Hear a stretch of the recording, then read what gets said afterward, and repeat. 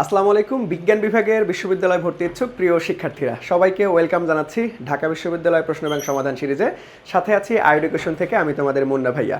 আজকে আমরা ঢাকা বিশ্ববিদ্যালয়ের 24-25 সেশনে আসা পদার্থবিজ্ঞানের সকল প্রশ্ন খুব সুন্দরভাবে অ্যানালাইসিস করে সমাধান করবো ইনশাআল্লাহ। এবং ক্লাসের শুরুতেই তোমাদেরকে বলে নিচ্ছি যে ঢাকা বিশ্ববিদ্যালয়ের রিসেন্ট কয়েক বছরের প্রশ্ন যদি আমি অ্যানালাইসিস করি তাহলে এই 24-25 সেশনের কোশ্চেনগুলো ছিল কিন্তু খুব জোস এবং খুবই কনসেপচুয়াল।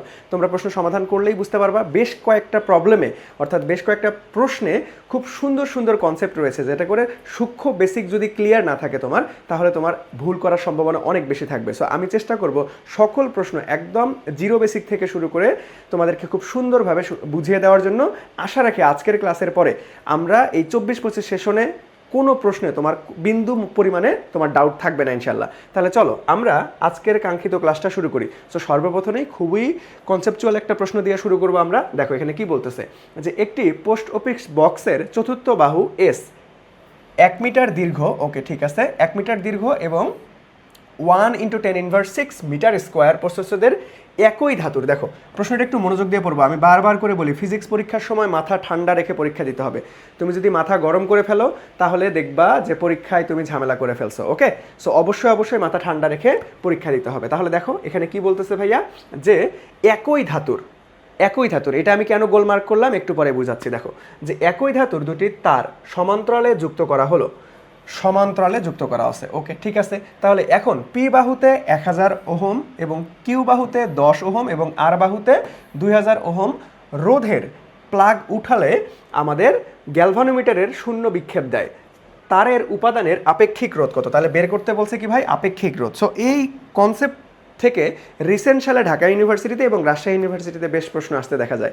নর্মালি আমাদের হুইটস্টোন ব্রিজের চতুর্থ বাহুতে রোধ নির্ণয় অথবা চতুর্থ বাহুতে কত রোধ লাগালে আমাদের সাম্য অবস্থায় আসবে, এই টাইপের প্রশ্ন চলে আসে। বাট এইখানে তোমাকে হুইটস্টোন ব্রিজের কনসেপ্টও আছে, আবার ওই উপাদানের যেই তারটা তুমি লাগাবা, যেই রোধের তার লাগাবা, ওই উপাদানের আপেক্ষিক রোধ বের করতে বলছে। তাহলে চলো আমরা একদম ভেঙে ভেঙে একটু বোঝার ট্রাই করি। সো এইখানে সর্বপ্রথম আমি তোমাকে যদি ডায়াগ্রাম অঙ্কন করে বুঝাই তাহলে তোমাদের সুবিধা হবে। সার্কিটটা অঙ্কন করে দেখাই। দেখো সো আমরা একটা যদি হুইটস্টোন ব্রিজ কল্পনা করি, সো আমি একটু চিত্র অঙ্কন করে বুঝাই তাহলে দেখবা যে তোমাদের বুঝতে সুবিধা হবে। দেখো নর্মালি আমাদের হুইটস্টোন ব্রিজে কি হয় ভাই, 4টা বাহুতে 4টা রোধ থাকে, কিন্তু এখানে ঝামেলা হচ্ছে। দেখো এই বাহুতে আমরা সেম উপাদানের রোধকে সমান্তরালে যুক্ত করব। নর্মালি আমাদের এইখানে যদি আমি একটু কালার চেঞ্জ করে বুঝাই, দেখো এই বাহুটাতে আমাদের কি একটা রোধ লাগাই, কিন্তু এই বাহুতে আমরা এখন 2টা রোধ লাগাইছি। কেন 2টা রোধ লাগাইছি ভাইয়া? কারণ তুমি প্রশ্ন ভালো মতো পড়ো। দেখো এত দৈর্ঘ্য এবং এত প্রস্থচ্ছেদের ক্ষেত্রফল বিশিষ্ট একই ধাতুর, দ্যাট মিনস একই ধাতু মানে কি ভাই, এটার আপেক্ষিক রোধ এবং এটার আপেক্ষিক রোধ যদি আমাদের উপাদান সেম থাকে তাহলে কিন্তু আপেক্ষিক রোধের কোনো পরিবর্তন হয় না। তার মানে 2টা তারের আপেক্ষিক রোধ একই জিনিস, দ্যাট মিনস আমাদের আপেক্ষিক রোধের কোনো পরিবর্তন হবে না, এই জন্য একই ধাতু বলে দিয়েছে। ওকে ঠিক আছে, সমান্তরালে যুক্ত করা হলো। দেখছো দুটি তার সমান্তরালে যুক্ত করা হলো, বুঝছো? 2টা তার সমান্তরালে। দেখো নর্মালি আমরা একটা তার লাগাই, বাট এখানে প্রশ্নই তোমাকে বলেছে 2টা তার সমান্তরালভাবে যুক্ত করা হয়েছে। ওকে ঠিক আছে, তাহলে এখন ভাইয়া এই তারের আমাদের আপেক্ষিক রোধ বের করতে হবে। তাহলে আপেক্ষিক রোধ নির্ণয়ের সূত্র কি? বেসিক সূত্র থেকে যদি আমরা আসি যে ভাইয়া R equal to rho L divided by A, তাহলে এইখান থেকে রো ইকুয়াল টু আমরা কি বলতে পারবো যে ভাইয়া আর এ ডিভাইডেড বাই এল। ওকে আচ্ছা, তাহলে এখন আমাদের এই যে ভাইয়া রোধটা লাগবে, তা বাদে দেখো সব কিছুই কিন্তু দেওয়া আছে যে ভাইয়া এ প্রস্থচ্ছেদের ক্ষেত্রফল কত, এই যে আমাদের 1 × 10⁻⁶ মিটার স্কোয়ার দেওয়া আছে। আবার এল এর মান কত ভাইয়া, এল এর মান হচ্ছে আমাদের 1 মিটার। সো এটাও কিন্তু আমরা খুব সুন্দরভাবে দেখতে পাচ্ছি এখানে। ওকে তাহলে চলো এখন আমরা কি করব, এই যে রোধের মান বের করব। তাহলে দেখো এইখানে যে আমরা এস বাহুতে যদি আমরা 2টা তার সমান্তরালে যুক্ত করি তাহলে ওই তারের স্পেসিফিক রোধের মানটা কত হবে। তাহলে দেখো হুইটস্টোন ব্রিজ থেকে আমরা সূত্র জানি যে ভাইয়া P divided by Q R divided by S. So এখন আমরা এই এস এর মানই বের করবো, তাই না? তাহলে দেখো পির মান কত ভাই, পি বাহুতে 1000 রোধ যুক্ত করছে, তাহলে 1000 ডিভাইডেড বাই কিউ এর মান কত ভাইয়া, কিউ এর মান হচ্ছে 10, তাহলে কিউ এর মান 10 ইকুয়াল টু আর এর মান কত ভাইয়া, আর এর মান হচ্ছে 2000 ডিভাইডেড বাই এস আমরা বের করবো। ওকে ঠিক আছে, তাহলে একটা শূন্য কেটে দাও। তাহলে এইখান থেকে আমরা এস ইকুয়াল টু লিখতে পারবো 2000 ডিভাইডেড বাই 100, দ্যাট মিনস একটা শূন্য কাটা, দ্যাট মিনস এস এর মান আসতেছে 20 ওহম। সো এইখানেই কিন্তু বুঝার বিষয় ভাইয়া। সো তুমি এখন এই আর এর মান কি 20 বসাবা, আর এর মান কি 20 বসাবা? এইখানেই হচ্ছে সব থেকে বড় মিস্টেকটা অনেকেই ভর্তি পরীক্ষায় করে ফেলছে। এখানে 20 কিন্তু হবে না। কেন 20 হবে না? কারণ এখানে তো আমরা একটা তার যুক্ত করি না, এখানে দুইটা তার যুক্ত করছি। দ্যাট মিনস আমাকে এই দুইটা তারের তুল্য রোধ 20 পাইলাম। এটা কি? এটা আমরা তুল্য রোধটা পাইছি। এই যে দুইটা, এই পুরো সিস্টেমটা দেখো, এই যে কালো অংশে দাগান্বিত এই জায়গাটার তুল্য রোধ কত পাইলাম আমরা? দেখো এটার পুরোটার তুল্য রোধ পাইছি আমরা 20 ওহম। তাহলে আমাদের লাগবে যে ভাই আমরা তো ওই তারের কি বের করব? আপেক্ষিক রোধ বের করবো। তার মানে ওই তারের স্পেসিফিক এই যে একটার রোধ, তাহলে এইটার রোধ কত অথবা এইটার রোধ কত, তাই না? সো আমাদের রোধ বের করতে হবে। তাহলে দেখো যদি তুল্য রোধ আমাদের কত হয় ভাইয়া? 20 ওহম হয়, তাহলে আমাদের সমান্তরালে যুক্ত আছে, তাহলে সিঙ্গেল তারের রোধ কত হবে? তাহলে দেখো আমরা যদি এইখান থেকে ক্যালকুলেশন করি তাহলে কিন্তু এখানে সিঙ্গেল তারের রোধ, দেখো আমি যদি সিঙ্গেল তারের রোধ বের করতে চাই সিঙ্গেল, তাহলে কিন্তু 40 ওহম আসবে। কিভাবে? চলো তোমাকে একটু প্রমাণ করে দেখাই। সো আমরা জানি যে দুইটা রোধ যদি পরস্পর সমান্তরালে থাকে তাহলে বেসিক সূত্র কি ভাইয়া? বেসিক সূত্র হচ্ছে 1/RP equal to 1/R1 plus 1/R2। So এইটা হচ্ছে আমাদের বেসিক সূত্র। বাট আমরা হাতে ক্যালকুলেশনের সুবিধার্থে এবং টাইম ম্যানেজমেন্টের কথা মাথায় রেখে আমরা শর্টকাট ওয়েতে করব। দুইটা রোধ যদি সমান্তরালে থাকে তাহলে আমরা তুল্য রোধ বের করার শর্টকাট নিয়ম কি জানি? যে ভাইয়া আরপি ইকুয়াল টু গুণফল ডিভাইডেড বাই যোগফল। কি ভাইয়া? গুণফল ডিভাইডেড বাই যোগফল, গুণফল ডিভাইডেড বাই যোগফল। এটা আমরা সবাই জানি, তাই না? শর্টকাটে করার জন্য। এটা কিন্তু শুধুমাত্র দুইটা রোধের ক্ষেত্রেই প্রযোজ্য, তিনটা হইলে হবে না, মাথায় রাখবা, শর্ত প্রযোজ্য। সো এখন দেখো আমি যদি 40কে দুইটা 40 রোধটাকে যদি আমি আলটিমেটলি তুল্য রোধ বের করতে চাই তাহলে দেখো গুণফল ডিভাইডেড বাই যোগফল, তার মানে 40 গুণন 40, 40 গুণন 40 যোগফল 40 40 80। তাহলে 0 0 কেটে দাও, 4 2 8, এই যে আমাদের 20 2 40। তার মানে দেখো আরপির মান কত আসতেছে? 20। দ্যাট মিনস এই যে আমাদের তুল্যটা পাওয়া গেছে। তাহলে কিভাবে ক্যালকুলেশন করে আমরা 20 পাইলাম? কিভাবে ক্যালকুলেশন করে? মানে প্রত্যেকটা রোধকে আমরা কত ধরছি? 40 ধরছি। দ্যাট মিনস আমাদের সিঙ্গেল রোধটা কত হবে? 40। এইখানে 20 কিন্তু বসানো যাবে না, এখানে আমাকে 40 ওহম বসাইতে হবে। অধিকাংশ শিক্ষার্থী এখানে 20 বসাই দিয়ে অ্যান্সার ভুল করে ফেলছে। সো এই কনসেপ্টগুলান তোমাকে সুন্দরভাবে মাথায় রাখতে হবে। তুমি ঢাকা বিশ্ববিদ্যালয়ের রিসেন্ট সালের কোশ্চেন যদি একটু অ্যানালাইসিস করো দেখবা প্রত্যেকটা প্রশ্ন প্রতি বছর তারা নতুনত্ব আনার চেষ্টা করে, যে কনসেপ্টে একদম ডিপে যতদূর ঢোকা যায় ভার্সিটি স্ট্যান্ডার্ড মাথায় রেখে তারা একদম সর্বোচ্চটা প্রয়োগ করতেছে। তার মানে তোমার প্রত্যেকটা কনসেপ্ট ভাই এডমিশনের শুরু থেকেই তোমাকে একদম বেসিক কনসেপ্টগুলো ক্লিয়ার রাখতে হবে, যাতে করে যতই ঘুরায় পেছায় প্রশ্ন আসুক না কেন তুমি যাতে ধরতে পারো। ওকে, আচ্ছা তাহলে চলো এখন আমরা এখান থেকে রো এর মান বের করে ফেলবো। তাহলে আর এর মান কত পাইলাম? যে ভাইয়া 40 ইন্টু ক্ষেত্রফলের মান কত? এই যে প্রশ্নে দেওয়াই আছে যে ভাইয়া 1 × 10⁻⁶, দ্যাট মিনস শুধুমাত্র 10⁻⁶ লিখলেই হয়, 1 দ্বারা গুণ করা না করা একই কথা, ডিভাইডেড বাই এল। এল এর মান কত ভাইয়া? এল এর মান হচ্ছে 1 মিটার দীর্ঘ, তাহলে 1। তাহলে দেখো ঘুরে উল্টে আমাদের কত আসতেছে? 40 × 10⁻⁶। সো ঢাকা ইউনিভার্সিটিতে খুব সুন্দর একটা ব্যাপার আছে, খুব সুন্দর একটা ব্যাপার কি, স্যারেরা অপশনের মধ্যে তোমাদেরকে শুভঙ্করের ফাঁকি দিয়ে রাখবে, চেষ্টা করবে যাতে তুমি উত্তর ঠিক করো বাট দাগাও ভুল। সেটা কিরকম চলো একটু তোমাদেরকে দেখাই। দেখো তুমি যদি অপশনগুলান খেয়াল করো, ঢাকা ইউনিভার্সিটির অপশনে সব থেকে আলটিমেটলি তোমাকে শুভঙ্করের ফাঁকিতে ফেলানোর বেশি চেষ্টা করবে। সো দেখো এখানে 40 × 10⁻⁶, 40 × 10⁶, দেখছো? তো তুমি যদি তাড়াহুড়া করো, দেখো এখানে তোমার উত্তর আসছে হচ্ছে 10⁻⁶। আর আলটিমেটলি আপেক্ষিক রোধের তো আলটিমেটলি আমরা একক কি জানি? Ohm metre. এটাও কিন্তু গুরুত্বপূর্ণ, থিওরি টাইপ এমসিকিউতে আসতে পারে। এখানে কিন্তু ওহম না, আপেক্ষিক রোধের একক কি হবে? Ohm metre. ওকে, আচ্ছা তাহলে দেখো আমরা যদি তাড়াহুড়া করে যদি ভাই 10⁻⁶ জায়গায় দিই তাহলে কিন্তু হবে না, আমাদের কিন্তু 40 × 10⁻⁶, দ্যাট মিনস আমাকে খুব সুন্দরভাবে দেখে শুনে বুঝে দাগাইতে হবে বি নাম্বারটা। ঢাকা ইউনিভার্সিটিতে কখনোই তুমি পরীক্ষার হলে তাড়াহুড়া করবা না, না হলে দৃষ্টিভ্রমের কারণে দেখবা যে উত্তর ঠিকই করছো, এত টাইম ইনভেস্ট করে একটা প্রশ্ন ঠিক উত্তর আনলা কিন্তু দিন শেষে অ্যান্সারটা ভুল হয়ে গেল। তোমার তো 1 মার্ক যাবে, সাথে সাথে আবার নেগেটিভ মার্ক 0.25 চলে যাবে। ওকে, সো বি কেয়ারফুল। সো চলো আমরা পরবর্তীতে চলে যাই। সো পরবর্তীতে তোমরা যারা এইচএসসি 26 ব্যাচের শিক্ষার্থী আছো তোমরা প্রতিনিয়ত আমাদেরকে নক করতেছো যে ভাইয়া বিজ্ঞান বিভাগের শিক্ষার্থীদের জন্য আইএডুকেশন থেকে কোর্স কি লঞ্চ হয়েছে? হ্যাঁ, তোমাদের জন্য আমাদের ভার্সিটি এ ইউনিট আইসিইউ ব্যাচ কিন্তু অলরেডি লঞ্চ হয়ে গিয়েছে, যেটা হচ্ছে বিশ্ববিদ্যালয় ভর্তি প্রস্তুতির ওয়ান স্টপ সলিউশন কোর্স। অর্থাৎ একটা কোর্সের মধ্যে সকল বিশ্ববিদ্যালয়ের ভর্তি প্রস্তুতি সম্পূর্ণ হয়ে যাবে। এই কোর্সে তোমরা স্পেশাল ডিসকাউন্টে, আর্লি বার্ড ডিসকাউন্টে মাত্র 2999 টাকায় ভর্তি হতে পারবা। সো ভর্তি হওয়ার সাথে সাথে তোমার বাসায় কিন্তু ফিজিক্স, কেমিস্ট্রি, ম্যাথ, বায়োলজি আমাদের যে লেকচার বুকগুলো রয়েছে, যারা অপশনাল সাবজেক্টের পরিবর্তে বাংলা অথবা ইংরেজি দেখাবা, তোমরা কিন্তু এই বইগুলোর সাথে তখন বাংলা ইংরেজি যুক্ত হয়ে যাবে।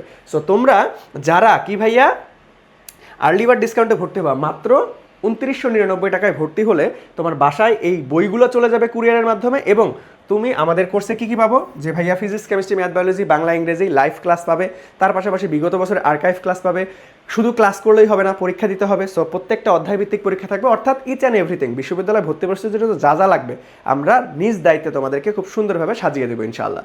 সো তোমরা যারা বিশ্ববিদ্যালয় ভর্তি প্রস্তুতি নিচ্ছ বা নিবে ভাবতেছ, অবশ্যই তোমার জন্য একটা বেস্ট অপশন হইতে পারে one stop solution. Early bird discount miss করিও না, কারণ এই ডিসকাউন্ট অফারটা বেশি দিন থাকবে না, কোর্স ফি বেড়ে 4000 টাকা হয়ে যাবে। সো খুব দ্রুত আর্লি বার্ড ডিসকাউন্টে ভর্তি হতে আমাদের এডুকেশন ফেসবুক পেজে মেসেজ করতে পারো, অথবা আমাদের হটলাইন নাম্বারে যোগাযোগ করতে পারো, অথবা আমাদের ওয়েবসাইট থেকেও পারচেস করতে পারো। সো আমরা পরবর্তী কোশ্চেনে চলে যাব। সো পরবর্তী কোশ্চেনটা যদি আমরা দেখি, দেখো এইটা কেমিস্ট্রি রিলেটেড একটা প্রশ্ন, বাট ফিজিক্সেও কনসেপ্ট আছে। সো আমরা একটু বোঝার ট্রাই করি। দেখো এখানে কি বলছে যে ভাইয়া n = 2 থেকে n = 1 ধাপান্তর হয়েছে। ওকে, ধাপান্তরের জন্য নিচের কোনটি ক্ষুদ্রতম তরঙ্গ দৈর্ঘ্যের ফোটন উৎপন্ন করবে? ক্ষুদ্রতম তরঙ্গ দৈর্ঘ্যের ফোটন উৎপন্ন করবে। ওকে, ঠিক আছে। তাহলে দেখো এইখান থেকে আলটিমেটলি আমরা যদি একটা শেল অঙ্কন করি, তাহলে দেখো আমাদের n = 2 থেকে, দ্যাট মিনস n = 2 থেকে আমাদের n = 1 আসতেছে। তাহলে কি হবে ভাইয়া? শক্তি বিকিরণ হবে, বিকিরণ হবে। সো এইখানে আমরা রিডবার্গ সমীকরণ থেকে আমরা কি জানি যে ভাইয়া 1/λ = R/H। যদি হাইড্রোজেন থাকে তাহলে তো কিছু না, যদি হাইড্রোজেন না থাকে তখন আমাদের কি হয়? Z² ডিভাইডেড বাই 1 আমাদের কি হবে যে ভাইয়া এখানে আমাদের লো থাকবে -1/n লো, মানে যেখানে আলটিমেটলি আসবে, আর 1/n হাই তার উপরে হোল স্কোয়ার। এই সূত্রটা আমরা কিন্তু ফিজিক্সেও লাগে, কেমিস্ট্রিতেও লাগে। ওকে, সো আমরা এখন এইখান থেকে তুলনা করব। দেখো আমাদের দরকার কি ভাই? n = 2 থেকে n = 1 চলে আসছে। ওকে, তাহলে এখানে ক্ষুদ্রতম তরঙ্গ দৈর্ঘ্যের ফোটন কোনটা উৎপন্ন করবে? ক্ষুদ্রতম তরঙ্গ দৈর্ঘ্য। দ্যাট মিনস এই যে এইটাই হচ্ছে আমাদের কিওয়ার্ড যে ভাইয়া ক্ষুদ্রতম তরঙ্গ দৈর্ঘ্য। তাহলে তরঙ্গ দৈর্ঘ্যের সাথে এখানে দেখো তো এখানে আমাদের কি কি দেওয়া আছে? হাইড্রোজেন দেওয়া আছে, ডিউটেরিয়াম দেওয়া আছে, হিলিয়াম দেওয়া আছে, আর লিথিয়াম আয়ন দেওয়া আছে, আবার হচ্ছে হিলিয়াম আয়ন দেওয়া আছে। ওকে, ঠিক আছে। তাহলে দেখো 1/λ সাথে আমাদের কি ভাইয়া এই জেডটা কি? সমানুপাতিক, বর্গের সমানুপাতিক সম্পর্ক।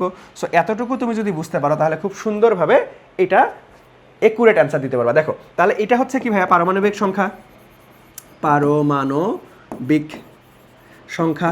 তাহলে আমাদের এই ল্যামডার সাথে আমাদের দরকার ক্ষুদ্রতম ল্যামডা। তাহলে কি ভাইয়া? ক্ষুদ্র মানে ছোট, ক্ষুদ্র মানে ছোট। তাহলে আমাদের এইখান থেকে সম্পর্কটা দেখো, যেহেতু ব্যস্তানুপাতিক তার মানে এইটা লাগবে আমাদের কম, এটা লাগবে আমাদের কম। যেহেতু ব্যস্তানুপাতিক সম্পর্ক তাহলে জেডের মান যেটা সব থেকে বেশি সেইখানেই আমরা ল্যামডার মান কিন্তু কম পাবো, কারণ ব্যস্তানুপাতিক সম্পর্ক। ব্যস্তানুপাতিক মানে কি? যে একটা বাড়লে আরেকটা কমবে, আরেকটা কমলে আরেকটা বাড়বে, মানে একে অপরের উল্টা ব্যস্তানুপাতিক সম্পর্ক। তাহলে আমার দরকার কি ভাইয়া? ল্যামডার মান কম। আমার দরকার কি ভাইয়া? ল্যামডার মান কম। তার মানে জেডের মান কোথায় সব থেকে বেশি সেটাই হবে আমাদের অ্যান্সার। তাহলে জেড এর মান দেখো তো কোনটা সব থেকে বেশি? আমাদের এই যে ডি নাম্বারটা, লিথিয়াম আয়ন। সো এইখান থেকে আমরা খুব সুন্দর মতো বুঝতে পারলাম কিন্তু। জাস্ট এটা সিম্পল কোশ্চেন, তোমার সূত্র থেকে সমানুপাতিক ব্যস্তানুপাতিক সম্পর্ক দিয়েই করে ফেলতে পারবা। ওকে, সো পরবর্তী কোশ্চেনে আমরা চলে যাব। দেখো পরবর্তী কোশ্চেনটা কি বলছে? যে একটি প্রক্রিয়ায় একটি আদর্শ গ্যাসের চাপ দ্বিগুণ করছে। তাহলে কি ভাইয়া? চাপ দ্বিগুণ করে ফেলছে। চাপ দ্বিগুণ করা হলো যেখানে গ্যাস কর্তৃক ত্যাগকৃত তাপ এর উপর, তাহলে গ্যাস কর্তৃক ত্যাগকৃত তাপ এর উপর কৃতকাজের সমান, এর উপর কৃতকার্যের আবার সমান। তার মানে আমরা শর্ত মতে বা প্রশ্ন মতে আমরা লিখতে পারি, প্রশ্ন মতে আমরা কি লিখতে পারি ভাইয়া? যে আমাদের বলছে তাপ, দ্যাট মিনস আমাদের হচ্ছে DQ = কার সমান? আমাদের কৃতকাজের সমান, দ্যাট মিনস DW সমান। ওকে, ঠিক আছে। তারপরে প্রশ্ন পড়ো যে এর ফলে গ্যাসের আয়তন কি পরিবর্তন হবে? দ্যাট মিনস আমাদের V2 মান বের করতে বলছে, আয়তনটা কি পরিবর্তন হবে। ওকে, সো এখন দেখো এই প্রশ্নটা কিন্তু খুবই কনসেপচুয়াল এবং খুব সুন্দর একটা প্রশ্ন। সো এই যে DQ = DW, এটা আসলে তাপগতীয় প্রক্রিয়ার কোন প্রক্রিয়ায় হয় ভাই? এটা কোন প্রক্রিয়া হয় বলো তো দেখি? এটা কোন প্রক্রিয়ার জন্য প্রযোজ্য? সমউষ্ণ প্রক্রিয়া। সমউষ্ণ প্রক্রিয়া কেন ভাইয়া? কারণ সমউষ্ণ প্রক্রিয়া কি স্থির থাকে? তাপমাত্রা স্থির থাকে, আর তাপমাত্রা স্থির থাকলে কি ডিইউটা শূন্য হয়ে যায়। আর আমরা ক্লোসেসের সমীকরণ থেকে কি জানি যে ভাইয়া DQ = DU + DW। তাহলে DU যদি শূন্য হয়ে যায় তাহলে এইখান থেকে DQ = DW পাই। ওকে, তাই না? তাহলে দেখো এই শর্তটা আমাদের প্রশ্নেই ছিল। তার মানে এইখান থেকে আমরা বুঝতেছি যে ভাইয়া এটা একটা সমউষ্ণ প্রক্রিয়া। আর সমউষ্ণ প্রক্রিয়ার ক্ষেত্রে সূত্র কি জানি? যে বয়েলের সূত্রের মতো। সো আলটিমেটলি তখন আমরা P1V1 = P2V2 দিয়ে করে ফেলবো। ওকে, তাহলে দেখো এখন আমাদের এই V2 এর মানটাই বের করতে বলছে। That means V2 = P1V1 / P2। তাহলে P1 এর মান কত ভাই? P1 এর মান P ধরো, আর চাপ কি করছে, চাপ দ্বিগুণ করছে, তাহলে P2 এর মান হচ্ছে 2P, আর V1 এর মান ধরলাম V1 এ আছে। ওকে, তাহলে দেখো এই যে P আর P কাটা, তার মানে আমাদের V1 ডিভাইডেড বাই 2 পাচ্ছি। দ্যাট মিনস আমাদের আয়তনটা কি হয়ে যাচ্ছে, অর্ধেক হয়ে যাচ্ছে। আয়তনটা কি হচ্ছে, অর্ধেক হয়ে যাচ্ছে। তার মানে ফ্যান্টাস্টিক ভাবে আমাদের রাইট অ্যান্সার কত ভাইয়া, বি নাম্বারটা। খুব সুন্দর একটা কনসেপচুয়াল প্রশ্ন। ওকে, তাহলে পরবর্তী কোশ্চেনে চলে যাবো আমরা। পরবর্তী কোশ্চেনটা কি বলছে দেখো, এই যে এই টাইপের কোশ্চেন দেখো, ঢাকা ইউনিভার্সিটির ফিজিক্স কোশ্চেন, কিছু কোশ্চেন থাকবে একদম কনসেপচুয়াল, যেখানে একদম সময় কম লাগবে, খুব দ্রুত সময়ের মধ্যে ক্যালকুলেশন করতে পারবা, আর কিছু প্রশ্ন থাকবে একটু কনসেপ্ট বেজ, দ্যাট মিনস যেখানে বেশি সময় লাগবে। ওকে, সো নর্মালি চেষ্টা করবা পরীক্ষা সবসময় 3 স্টেপে দেওয়ার জন্য। প্রথম স্টেপে শুধুমাত্র এক দেখায় যেগুলো উত্তর করতে পারবা সেগুলো দাগায় ফেলবা, তারপরের দেখায় যেগুলো থিওরি টাইপ একদম মনে করো ছোটো ছোটো ক্যালকুলেশন সেগুলো দাগাবা, তারপরের স্টেপে তুমি আসলে এই টাইপের বড় বড় ম্যাথগুলো দাগাবা। কেন ভাইয়া, কারণ তুমি যখন প্রথমটাই বড় দিয়ে শুরু করবা, বড় ক্যালকুলেশন, প্রথমে তো আলটিমেটলি প্রেশার কম থাকবে, আরে পরীক্ষা কেবল শুরুতেই শুরু করলাম, রিল্যাক্সে তুমি সমাধান করতেই থাকবা, দেখবে যে একটা প্রশ্ন সমাধান করতে 3-4 মিনিট খাওয়া ফেলছো। সো এটা কিন্তু মারাত্মক একটা ভুল। আবার যেটা বড় এটা তুমি ক্যালকুলেশন করে নাও মিলাইতে পারো বা আলটিমেটলি নাও পারতে পারো, তখন দেখা যাবে 2-3 মিনিটও গেল, আবার উত্তরও মিলাইতে পারলা না, লস প্রজেক্ট। সো চেষ্টা করবা বড় বড় ক্যালকুলেশন একটু শেষে দেওয়ার জন্য। ওকে, আচ্ছা তাহলে চলো আমরা এই কোশ্চেনটা একটু দেখি। কি বলছে ভাইয়া, যে পৃথিবীর পৃষ্ঠ থেকে এম ভরের একটি বস্তু উলম্ব বরাবর উপরের দিকে নিক্ষিপ্ত করা হলো, বস্তুটি সর্বোচ্চ rm উচ্চতায় ওঠে, এর আদিবেগ v1 কত? ওকে, সো এখানে পৃথিবীর ব্যাসার্ধ এবং ভর আর ই এবং এম অফ ই দেওয়া আছে। ওকে, ঠিক আছে, তাহলে দেখো চিত্র অঙ্কন করে বুঝাই তাহলে সুবিধা হবে। এই কনসেপ্টের ম্যাথ তোমরা কিন্তু এইচএসসিতে সিকিউয়ে অনেক সমাধান করছো ভাই, একদম সেম কনসেপ্টের ম্যাথ সিকিউতে অনেকবার আসছে। ওকে, সো দেখো এই কনসেপ্ট থেকে আমরা কিভাবে সমাধান করি। তাহলে চলো, যে ভাই এটা হচ্ছে পৃথিবীর পৃষ্ঠ ধরে নিলাম, তাহলে পৃথিবীর ব্যাসার্ধ দ্যাট মিনস এতটুকুর মান হচ্ছে আর অফ ই, তাহলে এইখান থেকে ধরো এতটুকু উচ্চতায় উঠছে, তাহলে এই ডিস্টেন্সটার মান হচ্ছে এখানে বলাই আছে আর অফ এম। ওকে, তাহলে আর অফ এম এতটুকু উচ্চতায় উঠছে। তাহলে দেখো পৃথিবীর পৃষ্ঠে যখন অবস্থান করতেছিল এবং পৃথিবীর একদম সর্বোচ্চ পয়েন্ট যতটুকু উঠছে ততটুকু যখন অবস্থান করছিল, তার মানে এখানে শক্তি থাকবে। তাহলে এইখান থেকে আমরা বলতে পারতেছি যে ভাইয়া এটা হচ্ছে ইনিশিয়াল শক্তি, আর এইখান থেকে আমরা বলতে পারতেছি যে ভাইয়া এটা হচ্ছে ফাইনাল শক্তি। তাহলে ইনিশিয়াল শক্তি এবং ফাইনাল শক্তি, সংরক্ষণশীলতা নীতি থেকে আমরা বলতে পারি, শক্তি সংরক্ষণশীলতা থেকে, যে ভাই এই ইনিশিয়াল শক্তি এবং ফাইনাল শক্তি সমান হবে, that means EI equal to EF হবে। সো দেখো এখন মজার বিষয় হচ্ছে যে ভাই এই পয়েন্টে ওর বিভব শক্তি, এই যে ইনিশিয়াল শক্তির মধ্যে কি কি থাকবে, অবশ্যই পটেনশিয়াল এনার্জি এবং কাইনেটিক এনার্জি।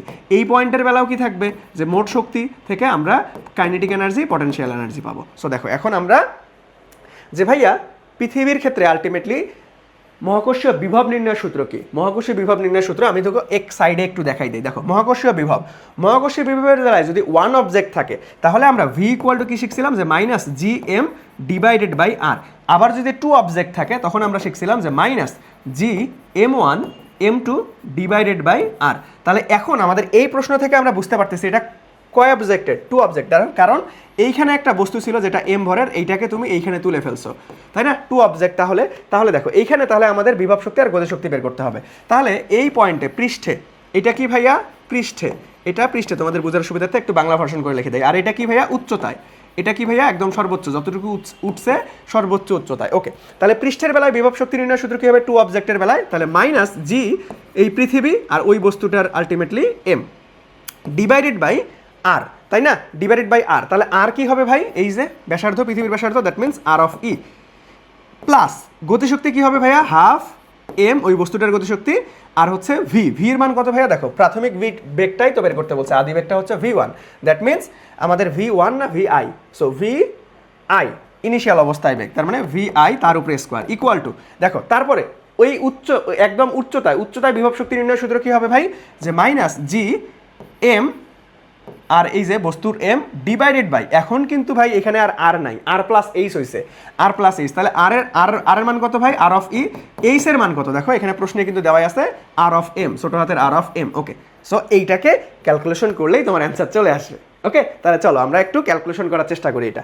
সো এখন এইখান থেকে আমরা, তোমরা অনেকেই বলতে পারো যে ভাই এখানে আবার গতিশক্তি লিখলেন না কেন, সো গতিশক্তি লেখা না লেখা একই কথা, এখানে জিরো হবে। কেন ভাই গতিশক্তি জিরো হয়ে যাচ্ছে, কারণ এর পরে তো আলটিমেটলি সে আর উচ্চতায় উঠে নাই, এইখানে আইসা বেগ শূন্য হয়ে গেছে, আর বেগ শূন্য মানে গতিশক্তি শূন্য, হাফ এম ভি স্কোয়ার জানি, তাহলে ভি স্কোয়ার যদি শূন্য হয়ে যায়, ভির মান শূন্য, তার মানে গতিশক্তি পুরোটাই শূন্য। সো এখানে শূন্য লেখা না লেখা একই কথা। ওকে, আচ্ছা তাহলে চলো এখন এটাকে ক্যালকুলেশন করবো ভাইয়া।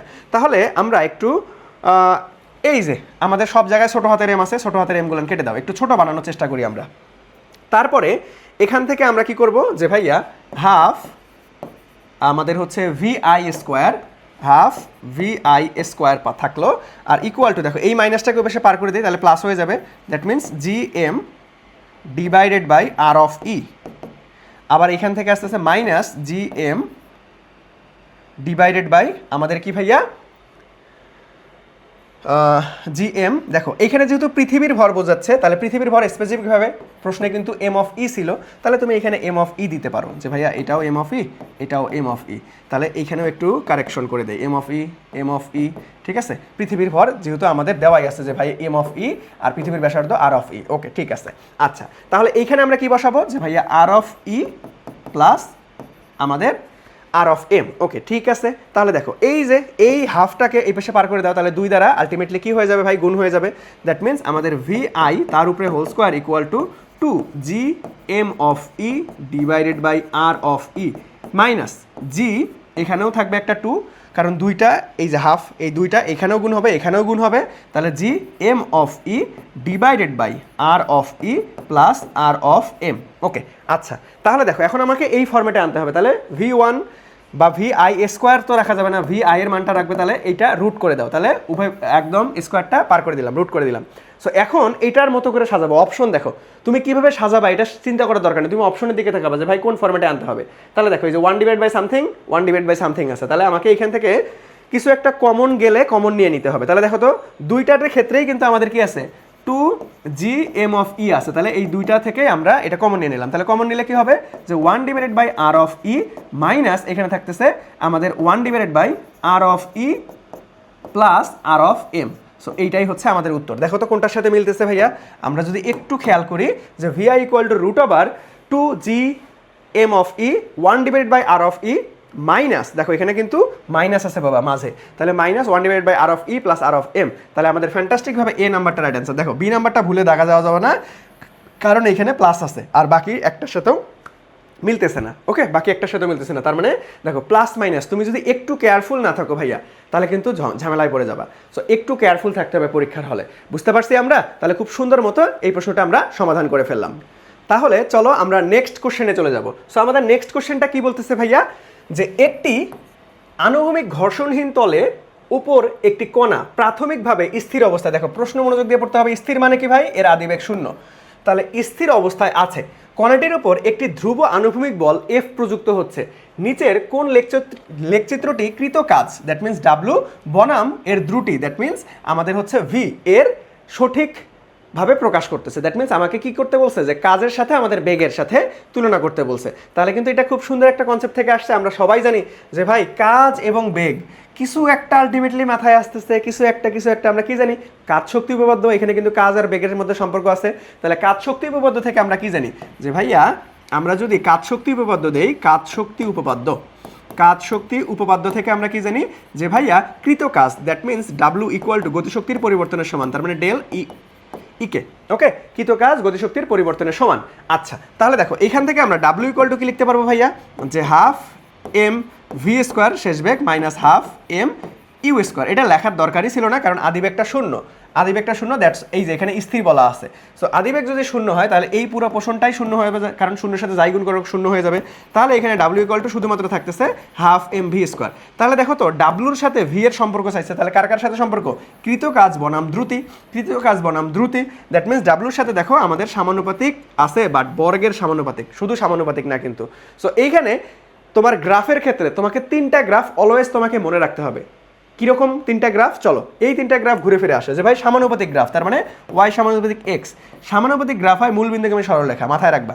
আবার ব্যস্তানুপাতিক গ্রাফ কেমন হয় ভাইয়া, আয়তাকার অধিবৃত্তাকার। আর একটা আসতে পারে যে ভাই বর্গের সমানুপাতিক গ্রাফ, তাহলে বর্গের সমানুপাতিক কি হয়, এই যে ঊর্ধ্বগামী সরলরেখার মতো, ওকে। সো এই 3টা গ্রাফ একদম সর্বজনীন, তোমাকে মাথায় রাখতে হবে ভাইয়া। তাহলে এইখান থেকে আমরা সম্পর্ক কি পাইলাম যে ভাইয়া বর্গের সমানুপাতিক, দ্যাট মিনস আমাদের কি হবে, মূলবিন্দুগামী সরলরেখা জীবনও না, এই যে ঊর্ধ্বগামী সরলরেখা, দ্যাট মিনস আমাদের বি নাম্বারটা রাইট অ্যান্সার, ওকে। তাহলে চলো আমরা পরবর্তী কোশ্চেনে চলে যাব। সো পরবর্তী কোশ্চেনটা কি বলছে দেখো, এই যে এটাও নর্মালি সিকিউ কনসেপ্ট থেকে চলে আসছে। Normally CQ concept, HSC CQ. দেখো আমি কিন্তু শুরুতেই বলছিলাম যে এই 24-25 সেশনের কোশ্চেনগুলান মোটামুটি বেস্ট ক্রিটিক্যাল করার চেষ্টা করছিল এবং কনসেপচুয়াল করার চেষ্টা করছিল। এটাও আমরা এই টাইপের প্রশ্ন অনেকবার সিকিউতে করছি কিন্তু। তাহলে দেখো, বাট ওই যে সিকিউর মতো বড় বড় ম্যাথ না, ওই কনসেপ্টকে কাজে লাগিয়ে ছোট করার চেষ্টা করছে ঢাকা ইউনিভার্সিটি। ওকে, আচ্ছা দেখো কি বলছে, যে একটি বর্গক্ষেত্রে দুটি বিপরীত শীর্ষে আমাদের কিউ চার্জ স্থাপন করা হইলো, অপর দুটি শীর্ষে ছোট হাতের কিউ চার্জ স্থাপন করা হলো। তাহলে দেখো চলো আগে বর্গক্ষেত্রটা অঙ্কন করে নেই। সো বর্গ মানে কি, প্রত্যেকটা বাহুর দৈর্ঘ্য সমান। ওকে, আচ্ছা তাহলে এই বিপরীত শীর্ষ আমরা বড় হাতের কিউ চার্জ দিলাম, আর এই বিপরীত শীর্ষে আমরা ছোট হাতের কিউ চার্জ দিলাম, কারণ প্রশ্নে এটা দেওয়া আছে বা বলা আছে।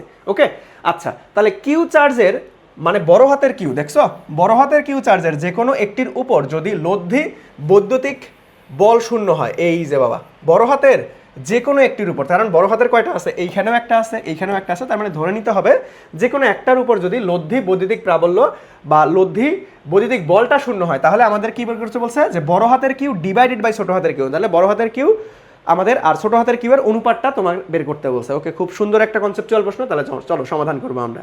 তাহলে দেখো এখান থেকে আমাকে বের করতে বলছে ভাই এটার লব্ধি বলটা শূন্য হবে, মোট লব্ধি বল। তাহলে দেখো আমরা এই কিউ আর এই কিউ এর যে কোনো একটা ধরতে পারি। সো ধরে নিলাম আমরা এই যে উপরের কিউটা ধরে নিলাম। ওকে, সো এই কিউ এর মধ্যে বের করবো। তাহলে এই কিউ এর মধ্যে কয়টা বল কাজ করবে, লব্ধি বল যে শূন্য ধরবো, বাট এখানে কয়টা বল কাজ করবে ধরো তো, যে ভাই এই যে এই কিউ থেকে আমাদের একটা বল কাজ করবে, দ্যাট মিনস এই দিকে ডিরেকশন থাকবে, তার মানে এটা F1 বললাম। আবার এই কিউ থেকে এই দিকে একটা কাজ করবে, দ্যাট মিনস এটাকে আমরা F2 বললাম। আবার এই যে এইখান থেকেও তো একটা বল কাজ করবে, তাই না, এখান থেকেও তো একটা বল কাজ করবে, যেটা হচ্ছে এই দিকে আসবে, দ্যাট মিনস এটাকে আমরা F3 বল ধরলাম। ওকে, আচ্ছা তাহলে এখন আমাদের প্রশ্ন মতে আমাদের কি বলছে, যে ভাই লব্ধি বৈদ্যুতিক বল শূন্য, দ্যাট মিনস এই যে আমাদের F1 plus F2 plus F3 এই তিনটাই কি হবে ভাই, ইকুয়াল টু শূন্য হবে। ওকে, লব্ধি বল শূন্য, প্রশ্ন মতে আমরা এটা দেওয়া আছে। ওকে, তাহলে দেখো এইখান থেকে আমরা একটু ক্যালকুলেশন করব। তাহলে F1 plus F2 equal to minus F3 লিখতে পারি। ওকে, প্যারা নাই। আচ্ছা দেখো বেশ সিম্পলিফাই করতে হবে, অপশনগুলোর অনেক ছোট ছোট মান, একদম ডিরেক্ট মানে আসতে হবে। ওকে, তাহলে চলো আমরা একটু ক্যালকুলেশন করতেই থাকি। তাহলে এইখান থেকে আমরা কি করতে পারি, দেখো আমরা অভিবাসে মড নেই, যে F1 plus F2 minus F3। ওকে, তাহলে চলো এখন a প্লাস বি মডুলাসের সূত্র কি, ভেক্টর অধ্যায়ে আমরা পড়ছি যে ভাইয়া root over a square plus B square plus 2ab cos alpha. তাহলে দেখো এইখানে আমাদের এই যে F1 এবং F2 এর মধ্যে মধ্যবর্তী কোণ কত ভাই, 90 ডিগ্রি না। তাহলে 90 ডিগ্রি থাকলে লব্ধি বল কি পাবো আমরা, R equal to root over P square plus Q square. কারণ কি, যে ভাই কস আলফা, কস 90 ডিগ্রি মান 0, তার মানে 2ab কস আলফা, তাহলে ওই পুরো পোর্শনটাই 0 হয়ে যাবে। তাহলে আমি একবারেই লিখলাম যে ভাইয়া এখানে আমরা কি লিখতে পারবো, যে ভাই যেহেতু 90 ডিগ্রি, তার মানে রুট ওভার আমাদের F1 square plus F2 square equal two, তাহলে এখানে আমাদের কি থাকতেছে, মডুলাস উঠাই দাও, ভেক্টর সাইন উঠে যাবে, দ্যাট মিনস মাইনাস F3 থেকে যাচ্ছে। ওকে, ঠিক আছে, রাখা দাও। তাহলে এখন চলো F1 আর F2 এর মান বসাই দিব। তাহলে F1 আর F2 এর মান কি আলাদা আলাদা হবে নাকি একই হবে, একটু চিন্তা ভাবনা করে দেখি। দেখো F1 কোনটা, এই যে ছোট হাতের কিউ থেকে এই দিকে যাচ্ছে, F2 কোনটা, এই ছোট হাতের কিউ থেকে এই দিকে যাচ্ছে। আর বর্গ যেহেতু বাহুর দৈর্ঘ্য দেওয়া নাই, বাট আমরা ধরে নেই এটাও এ, এটাও এ, এটাও এ, এটাও এ, তাহলে এতটুকু ডিস্টেন্স কি হবে ভাই, এখানে একটা সমকোণী ত্রিভুজ। তাহলে আমাদের অতিভুজ বের করার নিয়ম কি, রুট ওভার আলটিমেটলি আমাদের লম্ব স্কোয়ার ভূমি স্কোয়ার, তার মানে রুট ওভার 2a চলে আসতেছে, রুট ওভার 2a। ওকে, আচ্ছা তাহলে এখন চলো কি বের করবো ভাইয়া, তাহলে আমরা F1 আর F2 কি হবে, সেমই হবে, F1 ইকুয়াল টু F2 হবে। কেন হবে ভাই, কারণ দেখো এই যে সেম চার্জ, এইখানেও কিউ থেকে আসতেছে, এখানেও কিউ থেকে আসতেছে, আবার সেম দূরত্ব, এইখানেও এ, এখানেও এ, তাহলে আমার এখানে কি সেম চার্জ এবং সেম ডিস্টেন্স, দ্যাট মিনস এই দুইটা বল সমান হবে। তাহলে ধরে নাও F1 ইকুয়াল টু F2 যদি হয়, তাহলে আমরা ultimately root over F1 square plus এটার F2 এর জায়গায় F1 বসাই দিলাম, F1 square equal to minus F3। Okay, ঠিক আছে। তাহলে এখন আমরা এটাকে ক্যালকুলেশন করলে কি পাবো ভাইয়া, root over 2F1 equal to minus F3। Okay, ঠিক আছে, তাহলে এইদিকে আসো, এটা একটু বড় ক্যালকুলেশন। ওকে, আচ্ছা তাহলে দেখো এখানে রুট ওভার 2F1 এর মান বসাই দিব আমরা। F1 এর মান কত হবে ভাই, F1 এর মান, তাহলে দেখো আমরা কুলম্ব বল নির্ণয় সূত্র জানি, যে ভাইয়া এখান থেকে আমরা F ইকুয়াল টু কি ভাই, ওই যে কুলম্ব ধ্রুবক, দ্যাট মিনস C, আর Q1 divided by Q2, that means এখানে কত আমাদের হচ্ছে বড় হাতের কিউ এবং ছোট হাতের কিউ, কারণ এই যে এখানে ছোট হাতের কিউ এখানে বড় হাতের কিউ আছে, ডিভাইডেড বাই আর, আর এর মান কত এ, তাহলে এ স্কোয়ার লিখে দাও। ওকে ঠিক আছে, তারপরে ইকুয়াল টু মাইনাস এফ থ্রির বেলায় এইখান থেকে আসতেছে, তাহলে এটাও কিউ আছে এইখানেও কিউ চার্জ আছে, দ্যাট মিনস আমাদের কি আসবে ভাইয়া C Q one Q two দুইটার মানেই বড় হাতের কিউ কিউ, তাহলে divided by R square, R এর মান কত এখানে √2 এ, তাহলে √2 এ তার উপরে হোল স্কোয়ার। ওকে ঠিক আছে, তাহলে এটাকেই ক্যালকুলেশন করলে আমাদের অ্যান্সার চলে আসবে। দেখো আমরা একটু ফেলাই দেওয়ার চেষ্টা করি যে কি কি পড়ে যায় আসলে। এইখান থেকে সি ক্যান্সেল আউট হয়ে যাচ্ছে, এখান থেকে বড় হাতের কিউ এখান থেকে বড় হাতের কিউ ক্যান্সেল আউট হয়ে যাচ্ছে। ওকে আচ্ছা, তাহলে আমরা একটু সাজাই লিখি, তার মানে উপরে থাকতেছে √2 কিউ ডিভাইডেড বাই এখানে এ স্কোয়ার থাকতেছে ইকুয়াল টু মাইনাস থাকতেছে কি ভাইয়া আমাদের কিউ ডিভাইডেড বাই এ, চলে আসছে ফরম্যাট, দেখছো আমাদের এখানে একবারই ক্যালকুলেশন করে দেই, √2 এ স্কোয়ার করলে আমাদের এখান থেকে চলে আসবে যে ভাইয়া এখানে কিন্তু মাইনাস আছে, এখান থেকে চলে আসবে আমাদের 2a স্কোয়ার। ওকে তাহলে দেখো আমাদের দরকার কি ভাইয়া কিউ ডিভাইডেড বাই ছোট হাতের কিউ, মানে কিউ ডিভাইডেড বাই ছোট হাতের কিউ, এই অনুপাতটাই তো আমাকে বের করতে হবে তাই না, এই অনুপাতটাই তো আমাকে বের করতে হবে তাই না। তাহলে চলো এখন আমরা এইটাকে এই পাশে করে দেবো, তাহলে আমাদের এখানে আসতেছে ভাইয়া কিউ ডিভাইডেড বাই কিউ, তাহলে এখানে মাইনাসটা রেখে দিতে হবে, তাহলে চলো তাহলে এই জিনিসটা আলটিমেটলি এইখানে চলে যাবে, দ্যাট মিনস আমাদের √2 ইন্টু 2 আমাদের এ স্কোয়ার, আর কিউ তো ভেনিশ হয়ে গেছে কারণ এই পাশে চলে আসছে, আর এইখান থেকে আমাদের এ স্কোয়ার কিন্তু আগে থেকেই আসে, তাহলে একটু ক্যান্সেল আউট করো, এ স্কোয়ার চলে যাচ্ছে, তাহলে অ্যান্সার আসতেছে -2 √2, এইটাই হচ্ছে আমাদের অ্যান্সার, এটাই হচ্ছে আমাদের অ্যান্সার। বাট অপশনের দিকে যদি আমরা তাকাই তাহলে একটা বড় ধাক্কা খেয়ে যাব, দেখো কোনোটার সাথেই মিলতেছে না, কোনোটার সাথে মিলতেছে না, অনেকেই এইটা দাগাই দিছে, বাট এইখানে দেখো এখানে একটা স্ল্যাশ আছে, এই স্ল্যাশ মানে কি ভাগ, স্ল্যাশ মানে কি ভাগ, এটাকে তুমি এভাবে লিখতে পারো -2 ডিভাইডেড বাই √2। সো অনেকেই আলটিমেটলি এটা দাগাই দিছে, কিন্তু এটা না, এটা উত্তর হবে যে কোনোটাই না আসলে ব্ল্যাঙ্ক, এটার কোনোটাই সঠিক উত্তর নাই, দেখো এখানে কোনো সঠিক উত্তরই নাই, এখানে কোনো সঠিক উত্তর নেই, এটা ব্ল্যাঙ্ক, এটা ফাঁকা রাখতে হবে।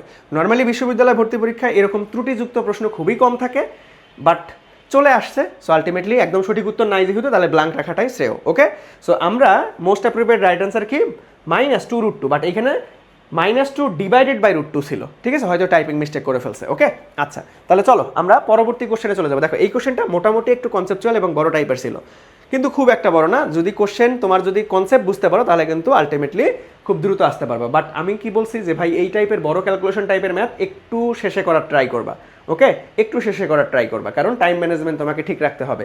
এমন করা যাবে না যে ভাই একটা কোশ্চেনে 1 মার্ক ইনশিওর করতে গিয়ে তুমি বাকি 5 মার্ক সাইরা দিছো, তোমার পরীক্ষা শেষ হয়ে গেছে তুমি পরবর্তীতে 5টা কোশ্চেন অ্যান্সারই করতে পারো না, এমন করা যাবে না। যদি এমন হয় যে ভাই সব পারছো বাট একটা সাইরা দিয়ে আসছো 1 মার্ক সরে গেছে, প্যারা নাই, 1 মার্ক যাক, বাট এমন করা যাবে না 1 মার্কের জন্য 5 মার্ক ছাইড়ে দেওয়া যাবে না। ওকে সো বড় ক্যালকুলেশন সবার শেষে করার ট্রাই করবা। সো পরবর্তীতে আমরা চলে যাব, চলো। সো এইটা খুব সুন্দর একটা প্রশ্ন এবং টাইম কিলিং ম্যাথ, দেখো টানা 2টা প্রশ্ন টাইম কিলিং ম্যাথ ছিল। সো এইটাও মোটামুটি সহজ বাট কনসেপচুয়াল এবং বেশি ক্যালকুলেট করতে হবে, ওকে হাতে ক্যালকুলেশনে একটু সময় লাগবে।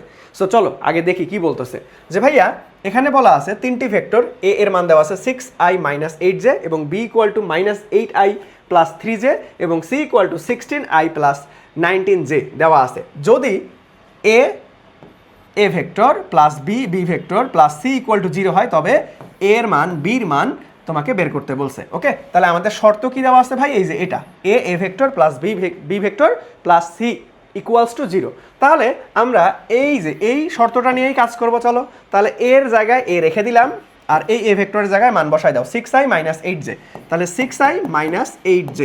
আবার এখানে আসো প্লাস বি ভেক্টর, তাহলে বি ভেক্টরের মান বসাই দাও, তাহলে কত আসছে ভাই -8i + 3j, -8i + 3j।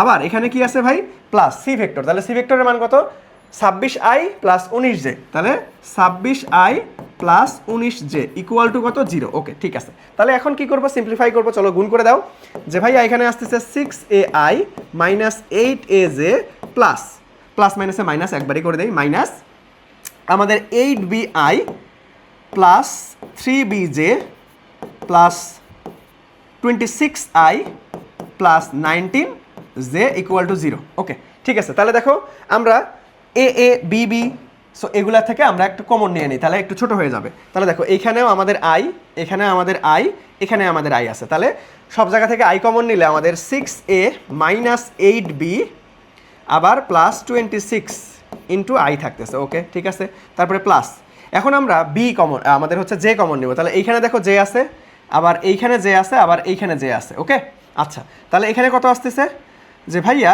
আমাদের মাইনাস কত আসতেছে 8a, এইখানে আসতেছে কত ভাইয়া plus 3b plus 19 equals to এই ইনটু অবস্থায় কি যে ইকুয়ালস টু 0। ওকে, তাহলে এই জিরোকে আমরা একটু মডিফাই করে লিখবো, দেখো, কারণ এখানে সহগ সমীকৃত করব। সো জিরোকে আমি চাইলে লিখতে পারি না যে 0.i প্যারা নাই, আবার 0.j প্যারা নাই, কোনো সমস্যা নাই ভাই, এইগুলো মানেই জিরো। কেন এইভাবে লিখলাম, ভাঙায় লিখলাম কেন? কারণ সহগ সমীকৃত করব। এখন আমাদের কাজ কি?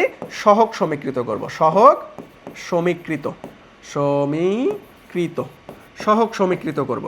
তো সহগ সমীকৃত মানে কি? এই যে আই, এইখানের সহগটা আর এইখানের সহগ সমান, এখানে যে সহগ, এখানে যে সহগ সমান। দ্যাট মিনস আমরা এখান থেকে বলতে পারতেছি যে 6a minus 8b plus 26 equal to 0, কারণ এইখানে এই যে আয়ের সহগ কত আছে? 0 আছে। আবার এইখান থেকে আমরা যদি আসি যে ভাইয়া minus 8a plus 3b plus 19 equals to 0 পাচ্ছি। ওকে, সহগ সমীকৃত করলাম। সো এখন হাতে ক্যালকুলেশন করতে হবে, বেশ সময় সাপেক্ষ ক্যালকুলেশন। সো আমরা চলো চেষ্টা করি। সো এখান থেকে আমরা একটু ছোট করে নেই, 2 দ্বারা ভাগ করে দাও, তার মানে 3a মাইনাস আমাদের কত আসতেছে 4b প্লাস 13 ইকুয়াল টু 0। তাহলে এটাকে 2 নম্বর সমীকরণ ধরি আর এটাকে 1 নম্বর সমীকরণ।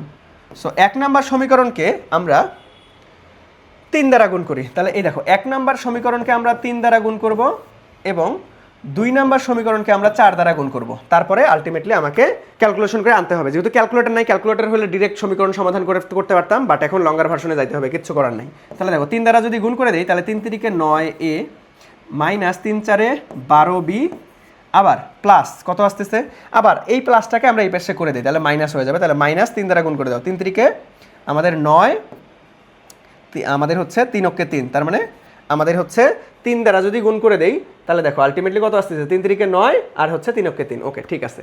তাহলে এইখান থেকে আমরা কি করব ভাই, এটাকে গুণ করে দাও 4 দ্বারা, তাহলে 4 আসতে 32, তাহলে মাইনাস 32a, তারপরে 4 দ্বারা গুণ করো, প্লাস 3 4 12, আবার 4 দ্বারা গুণ করো, আর এই পাশে 19টাকে ওই পাশে পার করে দিলাম, তাহলে মাইনাস হয়ে যাবে। তাহলে 4 দ্বারা গুণ করতে হবে, তাহলে 4 লং 36 6, হাতে 3, আর 4 অক্ষে 4, 5 6 7, দ্যাট মিনস 7। ওকে, তাহলে এখন আমরা কি করব যে ভাই এই যে গুণ করলাম, গুণ করার পরে যোগ করে দিব। চলো, যে ভাইয়া 1 গুণন 3 তো করলাম, প্লাস করব যে ভাইয়া 2 গুণন আমাদের 4, এটা প্লাস করে দিব। তাহলে চলো, এটাকে কি পাইছি ভাইয়া, যে ভাইয়া 9a minus 12b equal to minus কত আমাদের 39, আর এখানে কত পাইলাম minus 32a plus 12, ultimately 12b আমাদের ইকুয়ালস টু মাইনাস 76। তাহলে চলো, এখন দেখো ক্যান্সেল আউট হয়ে যাচ্ছে, প্লাস করে দাও, তাহলে এই যে মাইনাস 12 প্লাস 12 কাটা। তাহলে এখন এইখান থেকে ক্যালকুলেশন যদি আমরা করি, তাহলে 2 আর এইখানে হচ্ছে আমাদের তাহলে 7, তার মানে এখানে কত থাকতেছে 23, তাহলে minus 23a equal to minus কত থাকতেছে, যোগ করো, তাহলে 9 9 15 5 হাতে 1 আর 7 8 9 10 11। তাহলে দেখো এইখান থেকে মাইনাস মাইনাস কাটা, তাহলে a ইকুয়াল টু দেখো ডিরেক্ট কাটাকাটি চলে যাবে, কারণ কি দেখো এই যে 3 5 15, 5 2 10 আর 1 11, তার মানে একদম 5 বার যাচ্ছে, তার মানে এর মান 5। তাহলে দেখো যখনই এরকম আলটিমেটলি 2টার মান বের করতে বলবে, আমরা দেখব যে ভাই একটার মান বের করার পর অপশন একটু তাকাবো যে ভাইয়া আসলে ওই অপশনটা কি একটাই আছে নাকি 2টা আছে। একটা থাকলে বাকিটা বের করার দরকার নেই, ওইটাই দেখাই দিব। তাহলে দেখো তো এর মান এখানে 7 হবে না, এর মান 5 আনতে হবে। এই যে এর মান 5, আর একটু দেখি যে আর কোথাও এর মান 5 আছে কিনা, এই ঝামেলা লাগাই দিছে। এইখানে এর মান 5 আছে আর এখানে এর মান 3, তার মানে আমাদের এ আর ডি বাদ হয়ে গেল। বাট এইখানে যদি এমন থাকতো যে ভাই এই অপশনের মধ্যে, 2টা অপশনের মধ্যে এর মান 5, একটা অপশনই থাকতো, তাহলে আমরা আর বির মান না বের করেই দাগাই দিতে পারতাম একদম নিশ্চিন্তে। বাট যেহেতু 2টা অপশনে আমাদের এর মান সেম আছে, তাহলে আমাকে বির মান অবশ্যই আনতে হবে। তাহলে বির মান আলটিমেটলি বসাই দিই। চলো, বির মান আমরা হচ্ছে এর মান 2 নম্বর সমীকরণে বসাও। তাহলে a ইকুয়াল টু 5 2 নম্বরে বসাবো, 2 নংয়ে বসাই, 2 নংয়ে বসাই। তাহলে 2 নম্বরে বসাইলে কত আসতেছে ভাইয়া, তাহলে 2 নম্বরে যদি বসাই, তাহলে দেখো এখানে আমাদের 5, তার মানে 4 আসতে 5 আসতে 40, তাহলে মাইনাস 40 একবারই করলাম, আর এখানে +3b ইকুয়ালস টু কত আসতেছে আমাদের এই 19টাকে ওই পাশে পার করলে -19। ওকে ঠিক আছে, তার মানে দেখো 3b ইকুয়াল টু -19 প্লাস 40 হয়ে যাচ্ছে। ঠিক আছে, তাহলে এখানে আসতেছে কত ভাইয়া, 3b ইকুয়াল টু আমাদের এখানে আসতেছে কত, আমাদের হচ্ছে 20 21 চলে আসতেছে। তাহলে b ইকুয়াল টু আমাদের 3 7 21, দ্যাট মিনস b এর মান 7 চলে আসতেছে। তাহলে দেখো এর মান 5, b এর মান 7, কোথায় আছে b এর মান 8, এটা হবে না, এই যে b এর মান 7, দ্যাট মিনস আমাদের ফ্যান্টাস্টিক ভাবে b নাম্বারটা রাইট আনসার। সো দেখো প্রশ্ন কিন্তু ইজি ছিল ভাই, কিন্তু ক্যালকুলেশন বেশ বড়, এটার কোনো শর্টকাট ওয়ে নাই, এটার কোনো শর্টকাট ওয়ে নাই। সো আমি বারবার করে একটা কথা বলতেছি, এটা মাথার মধ্যে ঢুকাই নাও, ঢাকা বিশ্ববিদ্যালয়ে শুভঙ্করের ফাঁকির মধ্যে পা দেওয়া যাবে না। দেখো পরীক্ষায়, ভর্তি পরীক্ষায় তোমরা এইচএসসি পরীক্ষা বলো, জেএসসি পিএসসি, অনেক সময় ফিজিক্সে 100তে 100 পাইছো, ম্যাথে 100তে 100 পাইছো, বায়োলজিতে 100তে 100 পাইছো, কেমিস্ট্রিতে 100তে 100 পাইছো, কিন্তু এডমিশন টেস্টে কখনোই কেউ 100তে 100 পায় না। এটা মাথার মধ্যে তোমাকে সেট করে রাখতে হবে। এবং এডমিশন টেস্টে সব থেকে বুদ্ধিমানী সিদ্ধান্ত হচ্ছে তোমাকে আগে থেকেই মাইন্ডসেট করে নিয়ে যেতে হবে যে কিছু কোশ্চেন তোমাকে ছেড়ে দিতে হবে, কিছু কোশ্চেন তোমাকে ছেড়ে দিতে হবে, ইচ্ছা করেই তোমাকে ছাড়তে হবে, কারণ এখানে টাইম ম্যানেজমেন্ট সব থেকে বড় ইস্যু। একে তো ক্যালকুলেটর নাই, আবার প্রত্যেকটা কোশ্চেনে তুমি 35 থেকে 40 সেকেন্ড পাবা। তার মানে তোমাকে আগে থেকে মাইন্ডসেটে ঢুকাই দিতে হবে যে ভাই আমাকে কিছু ছাড়তে হবে, সবগুলোয় পারা যাবে না, আর কেউই পারবে না সবগুলোয়, কখনোই 100তে 100 কেউ যারা ফার্স্ট হয় তারাও 100তে 100 পায় না। তো এই বিষয়টা তোমাকে মাথার মধ্যে রাখতে হবে ভাইয়া। ওকে, বুঝতে পারছি? তার মানে এই বড় টাইপের ক্যালকুলেশন দেখে যেগুলো বুঝবা যে না এটা বেশ কনসেপচুয়াল বড় সড়ো আছে, তাহলে এটা পরে করার চেষ্টা করবা, একটু পরে। যেগুলো আগে পাবা, যেগুলো আগে সহজগুলো আগে কমপ্লিট করে ফেলবা। সো একটা কথা তোমরা মাথায় কান খুলে শুনে রাখো যে ভর্তি পরীক্ষায় সহজ জিনিস তুমি যদি ভুল করো তাহলে চান্স পাওয়ার সম্ভাবনা একদম নাই। কঠিন জিনিস ম্যাক্সিমাম অনেকেই ভুল করবে, বাট সহজ জিনিস যারা চান্স পাবে তারা কেউ ভুল করবে না। ওকে, তার মানে সহজগুলোকে তোমাকে টার্গেট রাখতে হবে, এগুলো কখনোই ভুল করা যাবে না। বড় ক্যালকুলেশন করবা বাট একটু লেটে, সবার আগে সহজগুলান যেগুলাতে একদম সাক্কা মার্ক পাবা সেগুলাই সবার আগে করে ফেলবা। ওকে আচ্ছা, তাহলে চলো ভাইয়া আমরা নেক্সটে চলে যাবো। সো আমরা নেক্সট কোশ্চেনটাই যাবো। সো নেক্সট কোশ্চেনটা এই যে দেখো, এই টাইপের কোশ্চেনগুলো কিন্তু অনেক ছোট ছোট এবং ইজি। সো এইগুলান এই যে ছোট ক্যালকুলেশনগুলান তুমি দেখেই বুঝবা এগুলান আগে শেষ করে ফেলতে হবে, অর্থাৎ আগে সমাধান করতে হবে। তাহলে চলো আমরা যদি এই প্রশ্নটা দেখি, কি বলতেছে যে একটি অপবর্তন ঝালর গ্রেটিং ব্যবহার করে একটি পর্দায় আলোর ডোরা পাওয়া যায়। ওকে, সমস্ত যন্ত্রপাতি, সেটার মধ্যে উৎস, গ্রেটিং এবং পর্দা 1.33 প্রতিসরাঙ্কের একটি তরলে নিমজ্জিত করা হলো। দেখছো এই যে এই কনসেপ্টটাও কিন্তু সিকিউতে অনেকবার করছো তোমরা। দেখো যারা বোর্ড পরীক্ষার জন্য ভালো মতো পড়াশোনা করছো, একদম ট্রাস্ট মি, তোমাদের এডমিশনের 70% প্রিপারেশন শেষ, বুঝছো? যারা বোর্ড পরীক্ষার জন্য একদম ভাই নিজের সাথে শর্ট থেকে পুরো সিলেবাসটা খুব ভালো মতো শেষ করছো এবং কয়েকবার রিভিশন দিছো, তোমাদের এডমিশনের 70% ডান হয়ে গেছে, বুঝছো? দেখো এটাও কিন্তু তোমরা এইচএসসিতে সিকিউতে, বিশেষ করে জ্যামিতিক আলোক বিজ্ঞানে প্রিজমের একটা ম্যাথ আছে খুবই গুরুত্বপূর্ণ, যে পুরো সিস্টেমকে পানিতে নিমজ্জিত করছে, তারপরের কন্ডিশন তোমাকে বের করতে বলছে। এরকম কোশ্চেন তোমরা সিকিউতে করো নাই, যারা ভালো মতো টেস্ট পেপার সমাধান করছো তারা কিন্তু অবশ্যই করছো। ওকে, সো দেখো আলটিমেটলি এটাও কিন্তু এসএসসিতে সিকিউতে আসা কোশ্চেন এবং সিকিউতে আসা কনসেপ্ট, কোশ্চেন না তো কনসেপ্ট। সো দেখো আমরা যদি কোনো একটা সিস্টেমকে পানিতে নিমজ্জিত করে ফেলি, তাহলে তোমাদের মনে রাখা উচিত, এটা তোমরা এইচএসসিতে পড়ছো, যে ভাইয়া তার তরঙ্গ দৈর্ঘ্য চেঞ্জ হয়ে যাবে, তার তরঙ্গ দৈর্ঘ্য চেঞ্জ হবে। পানিতে নিমজ্জিত করলে তার কি হবে ভাই, তরঙ্গ দৈর্ঘ্য চেঞ্জ হবে। এখন কেন চেঞ্জ হয় এটা আমি ব্যাখ্যা করে দেবো, বাট এটা মনে রাখবা, এটা ওয়ান কাইন্ড অফ মুখস্থর মতো করে রাখবা যে ভাই পানিতে নিমজ্জিত করছে মানে তরঙ্গ দৈর্ঘ্য চেঞ্জ হবে। ওকে, কেন চেঞ্জ হয় এটা ব্যাখ্যা করতেছি। সো সবার আগে একটু খেয়াল করো যে ভাইয়া এখন তোমাকে বের করতে বলছে ভাই ওই আলোর ডোরা কত, ডোরার প্রস্থ মানে কি চেঞ্জ হবে, ডোরাটা অপশন রেখে অপরিবর্তিত থাকবে, ছড়িয়ে যাবে অথবা কাছাকাছি আসবে, মানে ছড়িয়ে যাওয়া মানে কি বেশি হওয়া, কাছাকাছি মানে কি কম হওয়া, আর এক পাশে সরে যাবে। সো আমরা এটা বের করবো। চলো ডোরার সূত্র কি জানি আমরা, ডোরার প্রস্থ del X equal to D lambda divided by A, তাই না? আচ্ছা, তাহলে যে ভাই ডোরার সাথে আমাদের কি সম্পর্ক, এই যে আমাদের ল্যামডার সম্পর্ক আছে, তাহলে সমানুপাতিক ল্যামডা। আর আমরা কি জানি যে ল্যামডা চেঞ্জ হয়ে যাবে, পানিতে নিমজ্জিত করছে, তাহলে ল্যামডার বেলায় আমরা কি সূত্র জানি? দেখো আমরা জানি যে প্রতিসরাঙ্কর সাথে ল্যামডার কি সম্পর্ক, প্রতিসরাঙ্কর সাথে আমাদের ল্যামডার ব্যস্তানুপাতিক সম্পর্ক, তাই না? সো আমরা যদি এমনটা বলি যে nu A divided by nu B, তাহলে এটাকে উল্টায় যায় যে lambda B divided by lambda A. এটা তো আমরা সূত্র সবাই জানি, এটা একে অপরের ব্যস্তানুপাতিক সম্পর্ক, তাই না? তাহলে চলো এখন দেখো তো কি বলছে পরীক্ষার প্রশ্নে। দেখো প্রথমে বায়ু মাধ্যমে ছিল, বায়ু মাধ্যম থেকে পানিতে নিমজ্জিত করছে, তাহলে বায়ু থেকে পানি, তার মানে আগে ছিল 1, এখন পরে নিয়ে গেছে 1.33 প্রতিসরাঙ্কের মাধ্যমে। তাহলে কি ভাই আমাদের এই নিউ এর মান, প্রতিসরাঙ্কের মান বেড়ে গেছে না 1.33, তার মানে বায়ু থেকে পানিতে নিয়ে গেছে। বেড়ে গেল। তাহলে প্রতিসরঙ্কর মান যদি বাড়ে, তাহলে প্রতিসরঙ্কর মান যদি বাড়ে, তাহলে প্রতিসরঙ্কর সাথে ল্যামডার কি সম্পর্ক? ব্যস্তানুপাতিক সম্পর্ক। তাহলে এটার মান অবশ্যই কমবে, ল্যামডার মান কমে যাবে। আর ল্যামডার মান কমে যাওয়া মানে কি? ল্যামডার মান যেহেতু কমতেছে, তাহলে দূরে সরে যাবে, মানে সরিয়ে যাবে নাকি কাছাকাছি আসবে? তাহলে কমা মানে কি? কাছাকাছি আসবে। তার মানে ফ্যান্টাস্টিকভাবে আমাদের সি নাম্বারটা রাইট অ্যান্সার। দেখছো পুরো একটা সিকিউ কনসেপ্টটারে কত সুন্দর এমসিকিউ কনসেপ্টে কনভার্ট করে ফেলছে। সো খুব জোস একটা প্রশ্ন। এই জন্য তোমরা যারা এইচএসসিতে ভালো মতো পড়াশোনা করছো না, কষ্ট করছো না, এই কষ্টের ফিডব্যাকটা তোমরা এডমিশন টেস্টে পাবা। আর যারা ফাঁকিবাজি করছো, তোমরা এখন একটু বেশি পড়াশোনা করতে হবে। হতাশার কিছু নাই ভাই। এমন না যে এইচএসসিতে আলটিমেটলি ভালো মতো সিলেবাস শেষ করতে পারো নাই বা পড়তে পারো নাই, তার মানে এডমিশন টেস্টে চান্স পাবা না। ওই দায়িত্বটা আমাদের উপর ছেড়ে দাও। আমরা তোমাদেরকে পড়াশোনা খুব সুন্দরভাবে গুছিয়ে দিব। তোমার কাজ থাকবে যে ভাইয়া আমরা যা পড়াচ্ছি, যেভাবে বলতেছি সেভাবে প্র্যাকটিস করা, বাসায় পড়াশোনা করা এবং আমাদের ক্লাস রেগুলার নিয়মিত করা। আমাদের ভার্সিটি এ ইউনিট ব্যাচে আমরা তোমাদেরকে একদম ধরে ধরে শেখাবো। যাদের বেসিক দুর্বল, কোনো প্যারা খাওয়ার দরকার নাই, আমরা তোমাদেরকে একদম শুরু থেকেই শুরু করাবো ইনশাআল্লাহ। ওকে, সো আমরা খুব সুন্দর মতো এই কোশ্চেনটা দেখে ফেললাম। তাহলে চলো আমরা নেক্সট কোশ্চেনে চলে যাই। সো নেক্সট কোশ্চেনটা আমাদের উদ্দেশ্যে কি বলতেছে দেখো, খুব সুন্দর একটা প্রশ্ন কিন্তু এটা, যে একটি প্রোটনের গতিশক্তি এর মোট শক্তির 75%। ওকে ঠিক আছে, এর গতিশক্তিটা কি বলতেছে? মোট শক্তির 75%। তাহলে প্রোটনের দ্রুতি কত? দেখো খুবই সুন্দর কনসেপচুয়াল প্রশ্ন। দ্যাট মিনস ভির মান তোমাকে বের করতে বলছে। তাহলে আমাদের এই যে প্রশ্নে আমাদের এই লাইনটা আছে, এই লাইনটা নিয়ে কাজ করবো। চলো তাহলে এখন প্রশ্ন মতো আমরা বলতে পারি যে প্রোটনের গতিশক্তি মোট শক্তির এত %। দ্যাট মিনস গতিশক্তি ই ইকুয়ালস টু মোট শক্তির, মানে গতিশক্তি ই কে ইকুয়ালস টু মোট শক্তির কত %? 75%। তার মানে 75%-এর আমাদের ইন্টু আমাদের এই যে কি হবে, মোট শক্তির এত %। ওকে ঠিক আছে, গতিশক্তিটা কি হবে? আমাদের মোট শক্তির 75%। তাহলে প্রোটনের গতিশক্তি নির্ণয় সূত্র কি ভাইয়া? আমরা সবাই জানি যে E equal to M minus M naught into C square, তাই না? ইকুয়াল টু, তাহলে 75%কে ভাঙো, 75 ডিভাইডেড বাই 100।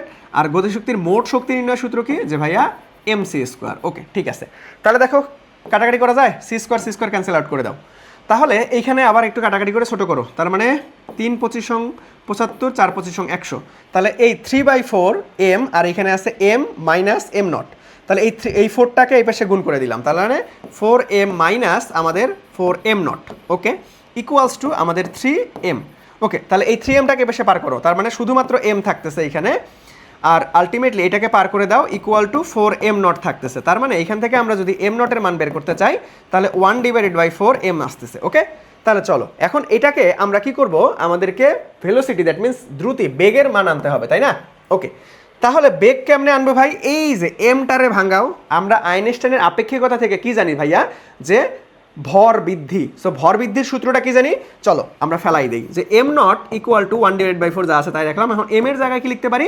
যে ভাইয়া ভর বৃদ্ধির সূত্র M naught divided by root over 1 minus V square divided by C square. আমরা সবাই আইনস্টাইনের আপেক্ষিকতা থেকে এটা জানি। তাহলে চলো এখন দেখো তো, এইখানে এম নট ক্যান্সেল আউট হয়ে যায়, আর এইখানে রুট ওভার সামথিং জিনিসটাকে এই পাশে পার করে দাও। তাহলে root over 1 minus V square divided by C square equal to আমরা কি লিখতে পারতেছি যে ভাইয়া 1 ডিভাইডেড বাই 4। তাহলে এখন এই পাশে রুট কাটা দিতে হবে, তাহলে উভয় পাশে বর্গ করো। তাহলে 1 minus V square divided by C square equal to 1 divided by 16। তাহলে এটাকে এই পাশে রাখো, V square divide by C square, তাহলে এই পাশে পার করে দাও। তাহলে 1 minus 1 divided by 16, that means আমাদের 15 ডিভাইডেড বাই 16। ওকে তাহলে আমরা ভি স্কোয়ার ইকুয়াল টু আমরা পাবো হচ্ছে 15 divided by 16 into C square. তাহলে আমাদের তো ভি স্কোয়ারের মান দরকার নেই, অতএব ভির মান, তাহলে এই বর্গটা আলটিমেটলি রুট করে দিব। তাহলে রুট ওভার 15 আর 16কে রুট করলে 4 হয়ে যাবে, আর সি স্কোয়ারকে রুট করলে সি হয়ে যাবে। তাহলে এইটাই আমাদের ফ্যান্টাস্টিকভাবে রাইট অ্যান্সার। দেখো খুব সুন্দর একটা কনসেপচুয়াল প্রশ্ন ছিল, যে root over 15 divide by 4 into C কোথায় আছে বাবা? এই তো ফ্যান্টাস্টিকভাবে এই নাম্বারটা রাইট অ্যান্সার। বুঝতে পারছো? খুব সুন্দর একটা কনসেপচুয়াল প্রশ্ন ছিল। ওকে তাহলে চলো আমরা নেক্সট কোশ্চেনে চলে যাবো ভাইয়া। নেক্সট কোশ্চেনটা দেখো, এই যে আইসিটির অংশ থেকে আসছে, বাট প্যারা নাই, সুন্দর মতো বুঝাচ্ছি। দেখো কি বলছে যে ভাইয়া সেমিকন্ডাক্টর ও ইলেকট্রনিক্স অধ্যায় থেকে, যে নিচের কোন বিবৃতিটি দুইটি ইনপুট বিশিষ্ট XOR gate exclusive OR গেটের জন্য সত্য হবে? দেখো সত্য না মিথ্যা এটা ভালো মতো খেয়াল করতে হবে। Exclusive or that means x or গেটের বেলায় আমরা ইনপুট আউটপুটের হিসাব যদি আসি, তাহলে 0 0 থাকলে আমরা কি পাই? যে ভাই 0ই পাই। আবার 0 1 থাকলে আমরা কি পাই? 1 পাই। আবার 1 0 থাকলে আমরা কি পাই? 1 পাই। আবার 1 1 থাকলে আমরা কিন্তু 0 পাই। ঠিক আছে, এটা হচ্ছে আমাদের এক্স অর গেটের একদম বেসিক। ঠিক আছে। সো এখন এই জিনিসটার দিকে একটু যদি তাকাও তাহলে অপশনগুলোতে একটু খেয়াল করি। চলো, উভয় ইনপুট এক হলে আউটপুট এক হবে। উভয় ইনপুট যদি এক হয়, কখনোই না, এটা তো মিলতেছে না। উভয় ইনপুট 0 হলে আউটপুট এক হবে, এটাও তো মিলতেছে না। এই যে সি নাম্বার অপশনটা দেখো, যে ইনপুটগুলো ভিন্ন হলে আউটপুট এক হয়, এটা কিন্তু মিলতেছে। দেখো আমি একটু তোমাকে দেখাই দিই কীভাবে মিলতেছে আসলে। যে ইনপুটগুলো ভিন্ন হলে আউটপুট এক হয়। দেখো আউটপুট যখন আমরা এক পাচ্ছি, দেখো একটা পাইছি কত 0 আর একটা পাইছি 1, তার মানে ভিন্ন। একটা পাইছি 1 আর একটা পাইছি 0, এটা হচ্ছে ভিন্ন। ভিন্ন পাচ্ছি ইনপুট, তাহলে আউটপুট পাচ্ছি কত 1। বাট এইখানে যখন দেখো একই জিনিস পাচ্ছি, তখন কিন্তু আউটপুট এক পাচ্ছি না, 0 পাচ্ছি। একই পাচ্ছি, তখন আউটপুট কিন্তু এক না, 0। তাহলে আমাদের ফ্যান্টাস্টিকভাবে কি নাম্বারটা রাইট অ্যান্সার? সি নাম্বারটা রাইট অ্যান্সার। ওকে, তাহলে চলো আমরা পরবর্তী কোশ্চেনে চলে যাব। সো পরবর্তী কোশ্চেনটা যদি আমরা একটু দেখার চেষ্টা করি, দেখো এই কনসেপ্ট থেকে ঢাকা বিশ্ববিদ্যালয়ে বিগত কয়েক বছর থেকে লাগাতার প্রশ্ন আসতেছে, বাট একটু ভিন্ন প্যাটার্নে, একটু হালকা হালকা করে চেঞ্জ করে দেয়। সো চলো আমরা আগে প্রশ্নটা পড়ি। দেখো কি বলছে, যে ভাইয়া x equal two E to the power minus 2t, আবার y equal to 2 cos 3t এবং z equal to 2 sin 2t দ্বারা বর্ণিত বক্রপথের একটি কণা ভ্রমণ করে। t ইকুয়াল টু 0 সেকেন্ড সময়ে, খুবই গুরুত্বপূর্ণ, t ইকুয়াল টু 0 সেকেন্ড সময়ে কণাটার বেগ কত হবে? তাহলে তোমাকে বেগ বের করতে বলছে। ভাই আমরা নর্মালি স্মরণের সমীকরণ দেওয়া থাকলে বেগ কেমনে বের করে? সবাই এটা জানি যে ভাইয়া আমরা যদি স্মরণকে একবার ডিফারেন্সিয়েট করি সময়ের সাপেক্ষে, তাহলে আমরা কি পাই? বেগ পাই। আবার যদি স্মরণ দিয়ে তোমাকে ত্বরণ বের করতে বলে, ঢাবিতে এরকম অনেকবার আসছে, সো ত্বরণও বের করতে বলতে পারে। একটু শিখাই দেই যে এ ইকুয়াল টু, তাহলে আমরা কি, যে স্মরণকে তখন দুইবার ডিফারেন্সিয়েট করতে হয়, তাহলে আমরা ত্বরণ পাই। আবার যদি বেগের সমীকরণ দেওয়া থাকে ত্বরণ বের করতে বলে, তাহলে আমরা বেগকে একবার ডিফারেন্সিয়েট করলে কিন্তু ত্বরণ পাই। তুমি ঢাকা বিশ্ববিদ্যালয়ের রিসেন্ট সালে যত প্রশ্ন আছে তুমি অ্যানালাইসিস করো, এই কনসেপ্ট থেকে, এই ডিফারেন্সিয়েশন থেকে আলটিমেটলি বেগ বের করা, ত্বরণ বের করা প্রশ্ন আসছেই আসছে। আবার এখান থেকে এখন পর্যন্ত ঢাবিতে আসে নাই, বাট আমি আশাবাদী এবারের হয়তো আসতে পারে। সেটা কীরকম আসবে? এই কোশ্চেনটা দেখো, তোমাকে যদি স্মরণ বের করতে বলে তখন কি হয়? তাহলে স্মরণ বের করার সূত্র x equal to integration of V DT. তো তোমার যদি বেগের সমীকরণ দেওয়া থাকে তখন কিন্তু তুমি সময়ের সাপেক্ষে ইন্টিগ্রেশন করে স্মরণ বের করতে পারবা, উল্টা প্রসেস। তাহলে এই যে কয়েকটা সূত্র লিখে দিলাম না, আমি তোমাকে 100% অ্যাসিউরিটি দিচ্ছি যে ভাই কোনো না কোনো বিশ্ববিদ্যালয় ভর্তি পরীক্ষায় এই কয়েকটা কনসেপ্ট থেকে 100% প্রশ্ন আসবে ইনশাল্লাহ। মিলাই নিও তোমরা কথা। ওকে, সো চলো এখন আমরা প্রশ্নটা পড়ি একটু। তাহলে বেগ বের করতে বলছে, এখানে আবার কয়েকটা সমীকরণ দেওয়া আছে বক্রপথ যেহেতু, তাহলে আমরা বেগ যেহেতু ভেক্টর রাশি, তাহলে বেগের আমরা ফরমেশনটা কি লিখতে পারি? যে ভাই V equal to V X I plus V Y J plus V Z K. তাহলে এইখান থেকে আমাকে এইখান থেকে ভি এক্স এর মান চলে আসবে, এখান থেকে ভি ওয়াই এর মান চলে আসবে, এখান থেকে ভি জেড এর মান চলে আসবে। তাহলে চলো আমরা x equal two E to the power minus 2t এটাকে আগে ডিফারেন্সিয়েট করবো। তাহলে এক্স ইকুয়াল টু কি বলা আছে? ই to the power minus 2t বলা আছে। তাহলে এটাকে সময়ের সাপেক্ষে ডিফারেন্সিয়েট করলেই কিন্তু আমরা বেগ পাবো। সো সময়ের সাপেক্ষে চলো ডিফারেন্সিয়েট করে দিই। তাহলে E to the power X কে ডিফারেন্সিয়েট করলে ই টু দি পাওয়ার এক্সই হয়। তাহলে ই টু দি পাওয়ার এক্সই হচ্ছে, বাট এই জিনিসটা তো রিয়েল এক্স ছিল না, তাহলে এটাকে আবার ডিফারেন্সিয়েট করতে হবে। তাহলে মাইনাস 2টিকে ডিফারেন্সিয়েট করলে -2 হবে। তাহলে একবারে যদি সাজায় লিখি তাহলে -2 ই টু দি পাওয়ার -2t, তাই না? তাহলে t ইকুয়াল টু 0 সেকেন্ড সময়, তাহলে t ইকুয়াল টু যদি 0 সেকেন্ড সময় হয়, তাহলে এইখানে আমরা কি হবে ভাই? -2 ইন্টু ই টু দি পাওয়ার 0 হয়ে যাবে। ই টু দি পাওয়ার 0 মানেই 1, দ্যাট মিনস এখানে -2 থাকতেছে। আর এটা কার মান পাইলাম? তাহলে vx এর মান পেয়ে গেলাম। ওকে, এখন আসো vy এর মান আনবো আমরা। তাহলে y ইকুয়াল টু কি দেওয়া আছে ভাইয়া? যে 2 cos 3t, তাহলে 2 cos 3t, তাহলে এটাকে আমরা t এর সাপেক্ষে ডিফারেন্সিয়েট করে দেবো। তাহলে আমরা কি পাবো? বেগ পাবো। দ্যাট মিনস এটা হচ্ছে আমাদের v অফ y মান চলে আসবে। তাহলে এইখানে দেখো, তাহলে সহগ ডিফারেন্সিয়েশন কখনোই চেঞ্জ হয় না। তাহলে সহগই থাকলো, cos থিটাকে ডিফারেন্সিয়েট করলে মাইনাস সাইন থিটা, তাহলে মাইনাস সাইন আমাদের কত? 3t, বাট এইটা তো আবার থিটা ছিল না, তাহলে এটাকে আবার ডিফারেন্সিয়েট করতে হবে। তাহলে 3 চলে আসতেছে। তাহলে একদম সদাই লিখি যদি, তাহলে 3 দুগুণ -6 আমাদের সাইন 3t। তাহলে ভাই টি যদি শূন্য হয়, প্রশ্নে দেওয়াই আছে টি শূন্য হলে এটার মান কত হবে? দেখো সাইন 0 ডিগ্রির মান 0, তাহলে যা আছে সব কিছুই কি হয়ে যাবে? শূন্য হয়ে যাচ্ছে। যা আছে সব কিছুই শূন্য, তাহলে শূন্যর সাথে যাই গুণ করো না কেন শূন্য হয়ে যাবে। তাহলে ভাই এখানে কত আসতেছে ভাইয়া? আমাদের ভি ওয়াই এর মানটা কিন্তু শূন্য চলে আসতেছে। কি আসতেছে ভাইয়া? ভি ওয়াই এর মান শূন্য আসতেছে। আবার আসো জেড, তাহলে জেড ইকুয়াল টু কি দেওয়া আছে? দেখো তো, জেড ইকুয়াল টু 2 সাইন আমাদের 2t। তাহলে এখন চলো এখান থেকে যদি আমরা আসি যে ভাইয়া তাহলে এটাকে আমরা টি এর সাপেক্ষে ডিফারেন্সিয়েট করব, তাহলেই আমরা ভি অফ জেড এর মান পেয়ে যাব। তাহলে চলো এখান থেকে আমরা এই যে সেম একবারই করি, তাহলে এটাকে আবার ডিফারেন্সিয়েট করতে হবে, 2 2 4, তাহলে 4 সাইনকে ডিফারেন্সিয়েট করলে কস, তার মানে কস আমাদের 2t। ওকে ঠিক আছে, তাহলে এখনও এটাকে আবার কি t = 0 সেকেন্ড সময়ে আমাকে কি করতে হবে, তাহলে t 0 বসাই দাও, sin 0 ডিগ্রি cos 0 ডিগ্রি মান 0, দ্যাট মিনস এখানে 4 চলে আসতেছে, তার মানে vz = +4 চলে আসতেছে। তাহলে অতএব আমরা বেগের যে ফাইনাল সমীকরণ, তাহলে v = vxi plus vyj plus vzk বসাই দাও এখন মানগুলার। তাহলে v = vx এর মান কত ছিল বাবা, vx এর মান ছিল হচ্ছে আমাদের কত, এই যে 2 -2, তার মানে -2i। আবার vy তো 0 লেখার দরকার নাই, vz কত, vz হচ্ছে 4, তার মানে প্লাস আমাদের 4k। সো আমাদের -2i + 4k এটাই হচ্ছে উত্তর। সো দেখো তো কোনটা মিলতেছে, যে -2i + 4k, -2i + 4k, -2i + 4k, that means ফ্যান্টাস্টিকভাবে কে নাম্বার, এ নাম্বারটা রাইট আনসার। বুঝছো? সো এই প্রশ্নটা কিন্তু খুবই সুন্দর একটা প্রশ্ন। ঢাবিতে এই ডিফারেন্সিয়েশন অথবা ইন্টিগ্রেশন থেকে তোমার আলটিমেটলি হয় বেগ, না হয় ত্বরণ, না হয় আলটিমেটলি হচ্ছে সরণ, এগুলা বের করতে বলে, কয়েক বছর থেকে লাগাতার আসতেছে। সো এই কনসেপ্টটা ক্লিয়ার রাখবা, একটু ঘুরায় পেঁচায় আসবে, জাস্ট খালি হালকা পাতলা চেঞ্জ করে দেয়। যেমন এখানে আমাদের ত্রিকোণমিতিক সূত্র ডিফারেন্সিয়েশন কাজে লাগতেছে, সো এইগুলা জাস্ট একটু চেঞ্জ করে দিবে, সমীকরণের মানগুলো চেঞ্জ করে দিবে। খুব সুন্দর কনসেপ্ট, এবং কোনো না কোনো বিশ্ববিদ্যালয়ে তুমি শিওর থাকো, কোনো না কোনো বিশ্ববিদ্যালয়ে একদম পাবা এখান থেকে, এই কয়েকটা সূত্রের মধ্যে একটা ম্যাথ পাবা ইনশাল্লাহ ফিজিক্সে। ওকে, তাহলে চলো ভাইয়া আমরা নেক্সটে চলে যাবো।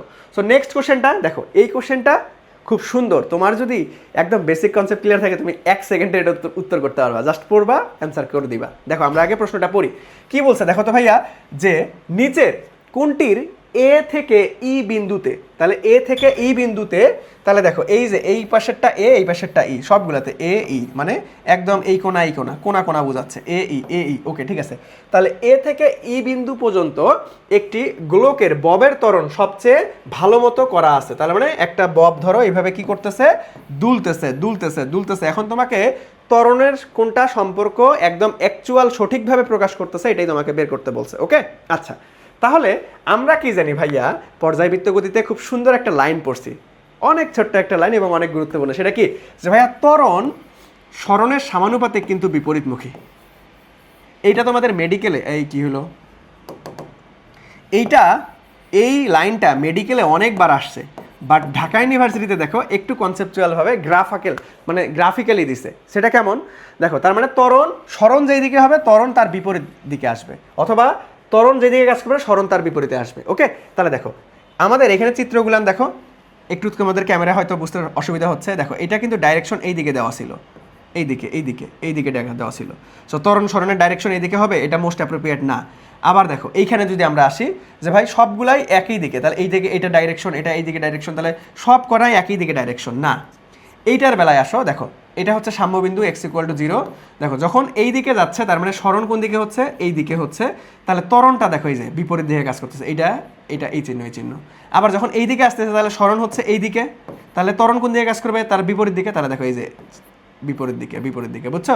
তার মানে এখানে ত্বরণ সরণের সমানুপাতিক কিন্তু বিপরীতমুখী। So most appropriate right answer হচ্ছে আমাদের সি নাম্বারটা। দেখো একটা লাইন তুমি যদি প্রশ্নের কনসেপ্টটা ধরতে পারো ভাই, একটা প্রশ্ন বিভিন্ন ওয়েতে সমাধান করা যায়, বাট তুমি যদি কনসেপ্ট ক্লিয়ার থাকে তাহলে তুমি খুব সহজেই অ্যান্সার করতে পারবা। বুঝতে পারছো? তাহলে চলো আমরা নেক্সটে চলে যাব।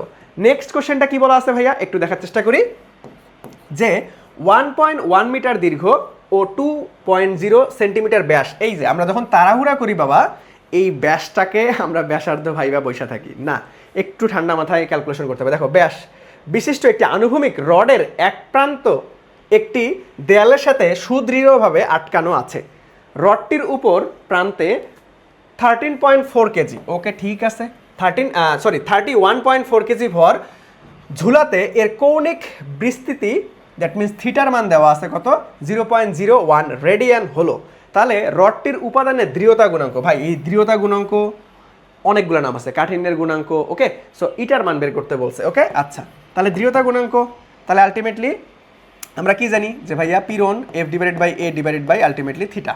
ওকে, তাহলে এটাকে আমরা সাজায় লিখি যে F/ আমাদের A থিটা লেখা যায়। ওকে ঠিক আছে, আচ্ছা তাহলে চলো এখন আমাকে এইখান থেকে ক্যালকুলেশন করতে হবে। এফ এর মান দেওয়া নাই, তাহলে এফটাকে ভাঙো, তাহলে mg/A থিটা, তাহলে মান বসাও। চলো আমাদের এম এর মান কত ভাইয়া, 31.4, তাহলে 31.4, এটাকে আমরা আগেই ক্যালকুলেশন করে ফেলি। এই যে দশমিকটা তুলো, 10 নিচে নামাই দাও। ওকে ঠিক আছে, তাহলে জির মান কত দেওয়া আছে, কিছু দেওয়া আছে, জির মান এই যে 10 ধরতে বলছে, তাহলে 10 ধরো, প্রশ্নে যদি জির মান 10 ধরতে বলে তাহলে তোমাকে 10 ধরতে হবে হাতে ক্যালকুলেশনের সুবিধার্থে, আর যদি জির মান কিছু না দেওয়া থাকে তাহলে 9.8 ধরতে হবে। ওকে, আচ্ছা তাহলে চলো তারপরে আসো এর মান। তাহলে এ কে আমরা কি জানি, ভাঙ্গাও, পাই আর স্কোয়ার লেখা যায়। তাহলে এই পায়ের মানটাকে আমরা কি জানি যে ভাই 3.14। তাহলে একটু ক্যালকুলেশন করি, দশমিক তুলে দাও, এখানে 100 দ্বারা ভাগ করে দাও। ওকে, আর স্কোয়ার, ভাই আর এর মান কত, যারা 2 বসাবা তারা ধরা খায়া যাবা। আর এর মান কত ভাই, ব্যাস আছে, তাহলে ব্যাসার্ধ অর্ধেক 2 দ্বারা ভাগ করো, তার মানে এখানে আর আসবে হচ্ছে 1 সেন্টিমিটার আছে আবার, তাহলে সেন্টিমিটারকে মিটারে আনো, তাহলে 10 ইনভার্স আমাদের 2 মিটার, 1 সেন্টিমিটার মানে 10 ইনভার্স 2 মিটার। তাহলে এখানে আমাদের 10 ইনভার্স 2, তার উপরে আবার হোল স্কোয়ার আছে কারণ আর স্কোয়ার, খেয়াল রাখতে হবে, ঠান্ডা মাথায় করতে হবে। সো ইন্টু থিটার মান কত 0.01। বাবা এই 0.01কে তুমি একটু লেখো তো, এভাবে লেখা যায় না যে 1 ইন্টু 10 ইনভার্স 2, একই জিনিস, কারণ তুমি এক ঘর দুই ঘর দশমিক পিছাইছো মানে সংখ্যা বড় করছো, তাহলে পাওয়ার কমে যাবে। তাহলে দেখো এখানে আমরা একটু সুবিধার্থে, হাতে ক্যালকুলেশন সুবিধার্থে অলওয়েজ সবসময় মাথায় রাখবে, হাতে ক্যালকুলেশনের সুবিধার্থে অলওয়েজ দশমিককে তুমি 10 এর পাওয়ার বানাই নিবা। হাতে ক্যালকুলেশনের সুবিধার্থে দশমিককে তুমি অলওয়েজ 10 এর পাওয়ার বানাই নিবা। ওকে, তাহলে এটাকে ক্যালকুলেশন করলেই চলে যাবে। দেখো সোজা আছে 314 গেল, এই 10 গেল, তাহলে 1 ডিভাইডেড বাই, দেখো এখানে 1 divided by 100, that means 10 inverse 2, আর এখানে আসতেছে কত 10 ইনভার্স 2 দুগুণ 4, আর এখানে আসতেছে কত 10 ইনভার্স 2। তাহলে একবারে যদি এগুলোকে যোগ করো তাহলে 10 ইনভার্স 4 6 8, তাহলে 1 ডিভাইডেড বাই 10 ইনভার্স 8 চলে আসতেছে। তাহলে এটাকে উল্টাই দাও, তার মানে আমাদের 10 টু দি পাওয়ার 8 চলে আসতেছে।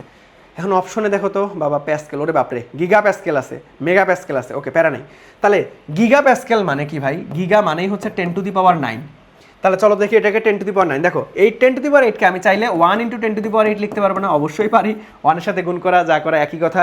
এখন চলো এই 1কে কি আছে ভাইয়া 1 ছোট মান, আমি চাইলে এটাকে বড় মান, এটাকে ছোট করব, কারণ আমাকে এখানে 9 বানাইতে হবে। তাহলে দেখো আমি দিলাম 0.1, তার মানে বড় মান ছিল ছোট মান করে ফেলছে, তাহলে পাওয়ার বাড়বে। কয় ঘর, জয় ঘর ছোট করছি, তাহলে এক ঘর ছোট করছি, তাহলে এক ঘর বাইরে যাবে। তাহলে দেখো এখন আমি এখানে গিগা বসাইতে পারবো, তাহলে 0.1 আমাদের গিগা প্যাসকেল। সো আমাদের দেখো এখন উত্তর মিলে যাবে। 0.1 গিগা প্যাসকেল কোথায়, এই তো ফ্যান্টাস্টিকভাবে আমাদের ডি নাম্বারটা রাইট অ্যান্সার। দেখছো হাতে ক্যালকুলেশন স্টেপ বাই স্টেপ বুঝাইছি, এবং একইভাবে আমরা তোমাদের একদম শুরু থেকে আমরা আমাদের ভার্সিটি এ ইউনিট ব্যাচে খুব সুন্দরভাবে তোমাদেরকে পড়াই দেবো, যেখানে হাতে calculation, special shortcut tricks, basic concept clear A to Z পেয়ে যাবা।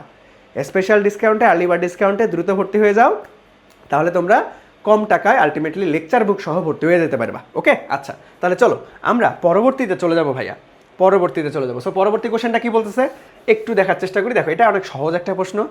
So Dhaka university physics question এমনই থাকবে, কিছু প্রশ্ন থাকবে বেশ কনসেপচুয়াল সময় সাপেক্ষ, আর কিছু প্রশ্ন থাকবে অনেক সহজ। ওকে, সো কি বলতেছে যে ভাইয়া একটি বুলেট সোজা উপরের দিকে, দেখো এটা একটা কনসেপ্ট, একদম সোজা উপরের দিকে, সোজা উপরের দিকে মানে কি রে, একদম আলফার মান বা থিটার মান এখানে 90 ডিগ্রি, খাড়া উপরের দিক, সোজা উপরের দিক মানে 90 ডিগ্রি, নিক্ষিপ্ত করা হলো, 10 সেকেন্ড পর তার প্রারম্ভিক বিন্দুতে ফিরে আসে। তার মানে দেখো এইভাবে নিক্ষেপ করছে, সে গেছে গেছে সর্বোচ্চ উচ্চতা থেকে আবার ফিরে আসছে, তাহলে এই পুরো সময়টাকে আমরা কি জানি পর্যায়কাল। তাহলে এটার মান দেওয়া আছে কত ভাই 10 সেকেন্ড। ওকে, আচ্ছা তাহলে বুলেটের চূড়ান্ত গতি কত বায়ুর বাধা উপেক্ষা করে, তাহলে চূড়ান্ত গতি, দ্যাট মিনস আমাদের হচ্ছে চূড়ান্ত গতি কত, তাহলে ইউ এর মান তোমাকে বের করতে বলছে। ওকে, তাহলে দেখো আমরা খাড়া উপরের দিকে নিক্ষেপ করলে পর্যায়কালের সূত্র কি জানি যে ভাইয়া 2u ডিভাইডেড বাই জি, খাড়া উপরের দিকে তখন আর সাইন 90 ডিগ্রি মান আমরা কত জানি 1, আর লিখলাম না। ওকে, তাহলে দেখো এখন আর গুণ করে দাও, তাহলে 2u ইকুয়াল টু আমাদের টিজি, তাহলে টির মান কত দেওয়া আছে ভাই 10 সেকেন্ড, তাহলে আমাদের u equal to T g divided by 2, that means এখন মান বসাই দাও। তাহলে ভাইয়া 10 আর 9.8 ডিভাইডেড বাই 2, 5 দুগুণ 10, তাহলে 5 আর 9.8 গুণ করলে 49 হয়। দেখো এটা কেন আমি মুখস্থ বসাইলাম, হাতে ক্যালকুলেশনের জন্য তোমাকে বেশ কিছু জিনিস মুখস্থ রাখতে হবে। যেমন আমি তোমাকে যদি বলি √2 মান কত, এটা সবসময় মনে রাখতে হবে 1.41। আমি যদি বলি √3 এর মান কত 1.7, হাতে ক্যালকুলেশনের জন্য বেশ কিছু মান মুখস্থ রাখতে হবে। 9.8 এর বেশ কিছু গুণিতক আছে মুখস্থ রাখতে হবে, যেমন 9.8 ইন্টু 2 কত হবে 19.6, 9.8 ডিভাইডেড বাই 2 4.9, 9.8 ইন্টু 5 49। ভাই এই কিছু জিনিসগুলো মুখস্থ রাখতে হবে, এবং আমরা যখন আমাদের পেইড ব্যাচে ভার্সিটি ইউনিট ব্যাচে পড়াবো এই হাতে ক্যালকুলেশনের যত টিপস অ্যান্ড ট্রিক্স আছে ভাই সব কিছু নোট করে খুব সুন্দরভাবে তোমাকে কনসেপ্টগুলো ক্লিয়ার করবো। হাতে ক্যালকুলেশন নিয়ে ইনশাআল্লাহ তোমাদের মুন্না ভাইয়া থাকতে ফিজিক্সে কোনো প্যারা হবে না। ওকে, সো এই বিষয়গুলো একটু মনে রাখবা। ওকে, তাহলে তুমি দেখবা যে ঘুরে ফিরে যত ক্যালকুলেশন করবা দিন শেষে এই জিনিসগুলো লাস্ট মুহূর্তে তুমি দেখতে পারবা, আর এগুলো যদি মুখস্থ থাকে তাহলে তুমি ডিরেক্ট তাড়াতাড়ি টাইম ম্যানেজমেন্ট ঠিক রাখতে পারবা। তাহলে চলো কত আসতেছে 49, 49 কোথায় আছে, সি নাম্বারটা 49 এমএস ইনভার্স 1, দ্যাট মিনস 49। ওকে, নেক্সটে আসো। সো আমাদের 24-25 সেশনে আসা একদম লাস্ট কোশ্চেনটা দেখে আমরা কি বলতেছে, কি বলছে যে ভাইয়া একটি তাপগতীয় সিস্টেমকে দুটি ভিন্ন পথে, দেখো এই যে এইখানে হচ্ছে কি ওয়ার্ড আছে, একটি তাপগতীয় সিস্টেমকে দুটি ভিন্ন পথে এ অবস্থা থেকে বি অবস্থায় আনা হলো। তাহলে ভাই দুইটা ভিন্ন পথে, এখন এই ভিন্ন পথ পথের উপরে ডিপেন্ড করে না, কে বলো দেখি, পথের উপরে নির্ভর করে না, পথের উপর নির্ভর করে না, পথের উপর নির্ভর করে না, পথের উপর নির্ভর করে না হচ্ছে আমাদের অভ্যন্তরীণ শক্তি, দ্যাট মিনস ইউ। ঠিক আছে, সো অভ্যন্তরীণ শক্তি আমাদের বা অন্তঃস্থ শক্তি কোনো পথের উপর ডিপেন্ড করে না। তাহলে দুইটা ভিন্ন পথে, ভাই যতই ভিন্ন পথে যাক না কেন ওর অভ্যন্তরীণ শক্তি সেমই থাকবে। ঠিক আছে, ও আলটিমেটলি পথের উপর ডিপেন্ডই করে না। তাহলে কি বলছে দেখো, এ থেকে বি অবস্থায় নিয়ে আসা হলো, এই দুই পথের তাপ শোষণ এবং সিস্টেম কর্তৃক তাপকৃত কাজ Q1 Q2 W1 W2 দেওয়া আছে। কোন প্রক্রিয়ার জন্য, এই প্রক্রিয়ার জন্য নিচের কোনটা সঠিক সেটাই বের করতে বলছে। ওকে, আচ্ছা তাহলে আমরা যেহেতু ভিন্ন পথে গেছে তাহলে আমাদের কি ভাই অন্তঃস্থ শক্তি বা অভ্যন্তরীণ শক্তি যাই বলো না কেন এটা তো সেম থাকবে, কারণ পথের উপর ডিপেন্ড করে না। তুমি এরকমভাবেও দিতে পারো অথবা DU1 = DU2 এভাবেও দিতে পারো, প্যারা নাই, একটা লিখলেই হয়। ওকে, তাহলে ক্লোজনেসের সমীকরণ কি জানি ভাই আমরা, যে DQ = DU প্লাস আমাদের হচ্ছে DW, তাই না? তাহলে দেখো এখন আমরা DU = কি লিখতে পারবো ভাইয়া, দেখো তো যে ভাইয়া DQ minus DW, that means এইখানে আমরা Q মাইনাস W বলতে পারতেছি। ওকে, তাই না? আচ্ছা তাহলে দেখো, তাহলে আমরা U1 এর জায়গায় কি লিখতে পারবো, যে ভাইয়া আমাদের Q1 মাইনাস W1, আর U2 জায়গায় বা DU2 জায়গায় কি লিখতে পারবো, যে ভাইয়া Q2 মাইনাস W2, তাই না? দেখো তো এটা কোথায় আছে, এই যে বাবা প্লাস হবে না, minus Q1 minus ultimately W1 = Q2 minus W2। So আমাদের ফ্যান্টাস্টিকভাবে রাইট অ্যান্সার ডি নাম্বারটা, দেখছো? সো আমরা এই 24-25 সেশনের যে কোশ্চেনগুলো দেখলাম, সো এইখানে আমি তোমাকে শুরুতেই বলছিলাম যে এই সেশনের কোশ্চেন মোটামুটি খুবই স্ট্যান্ডার্ড ছিল, বেশ কিছু বড় বড় ক্যালকুলেশন টাইপের ম্যাথ ছিল। সো এইখানে সব থেকে বুদ্ধিমানী সিদ্ধান্ত হচ্ছে বড় টাইপের ক্যালকুলেশন থাকলে সেগুলোকে একদম শেষে ক্যালকুলেট করা। ওকে, নাহলে টাইম ম্যানেজমেন্ট জীবনে কুলাইতে পারবা না। সহজ জিনিসগুলো আগে তোমাকে ইনশিওর করতে হবে যে না ভাই সহজ জিনিস আমাকে 100% কারেক্ট করতে হবে। তুমি যদি সোজা জিনিস ভুল করো তাহলে বিশ্ববিদ্যালয় ভর্তি পরীক্ষার জীবনও চান্স পাবা না, কারণ সহজ জিনিস যারা ভুল করবে না তারাই চান্স পাবে, আর যারা কঠিন জিনিস ভাই ওটা ম্যাক্সিমাম অনেকেরই ভুল হইতে পারে, সহজ জিনিস কখনো ভুল করা যাবে না, এটা মাথায় রাখবা। 3 স্টেপে পরীক্ষা দিবা, প্রথমে একদম থিওরি টাইপ যেগুলো মুখস্থ বসানো যাবে, পরবর্তীতে ছোটো ছোটো ক্যালকুলেশন, আবার সবার শেষে বড় ক্যালকুলেশনে হাত দিবা। ওকে, সো আমরা যদি পরবর্তীতে দেখি যে পরবর্তীতে আলটিমেটলি আমি অলরেডি তোমাদেরকে বলে দিচ্ছি আমাদের আইএডুকেশন থেকে এইচএসসি 26 ব্যাচের জন্য ভার্সিটি এ ইউনিট ব্যাচ, যেটা ভার্সিটি প্রিপারেশনের জন্য one step solution already launch হয়ে গিয়েছে, যেখানে একটা কোর্সের মধ্যে আমরা সকল বিশ্ববিদ্যালয়ের বিজ্ঞান ইউনিটের প্রস্তুতি কাভার করবো ইনশাল্লাহ। আর্লি বার্ড ডিসকাউন্ট চলতেছে, মাত্র 2999 টাকায় আমাদের ফিজিক্স, কেমিস্ট্রি, ম্যাথ, বায়োলজি এই বইগুলো সহ তুমি ভর্তি হতে পারবা। ভর্তি হওয়ার সাথে সাথেই তোমার বই তোমার বাসায় কুরিয়ার করে পাঠিয়ে দেওয়া হবে। ওকে, সো আজকের ক্লাসটা এই পর্যন্তই। যারা কোর্সে ভর্তি হো নাই দ্রুত আর্লি বার্ড ডিসকাউন্টে ভর্তি হয়ে যাও। ভর্তি হতে আমাদের আইএডুকেশন ফেসবুক পেজে মেসেজ করতে পারো, অথবা হটলাইন নাম্বারে যোগাযোগ করতে পারো, অথবা আমাদের ওয়েবসাইট থেকে ডিরেক্ট ভর্তি হয়ে যেতে পারো। ওকে, সো আজকের ক্লাস এই পর্যন্তই, দেখা হবে নেক্সট আরেকটা সেশনে ঢাকা ইউনিভার্সিটি প্রশ্ন সমাধান সিরিজে। সবাই ভালো থাকো, সুস্থ থাকো, আল্লাহ হাফেজ, আসসালামু আলাইকুম।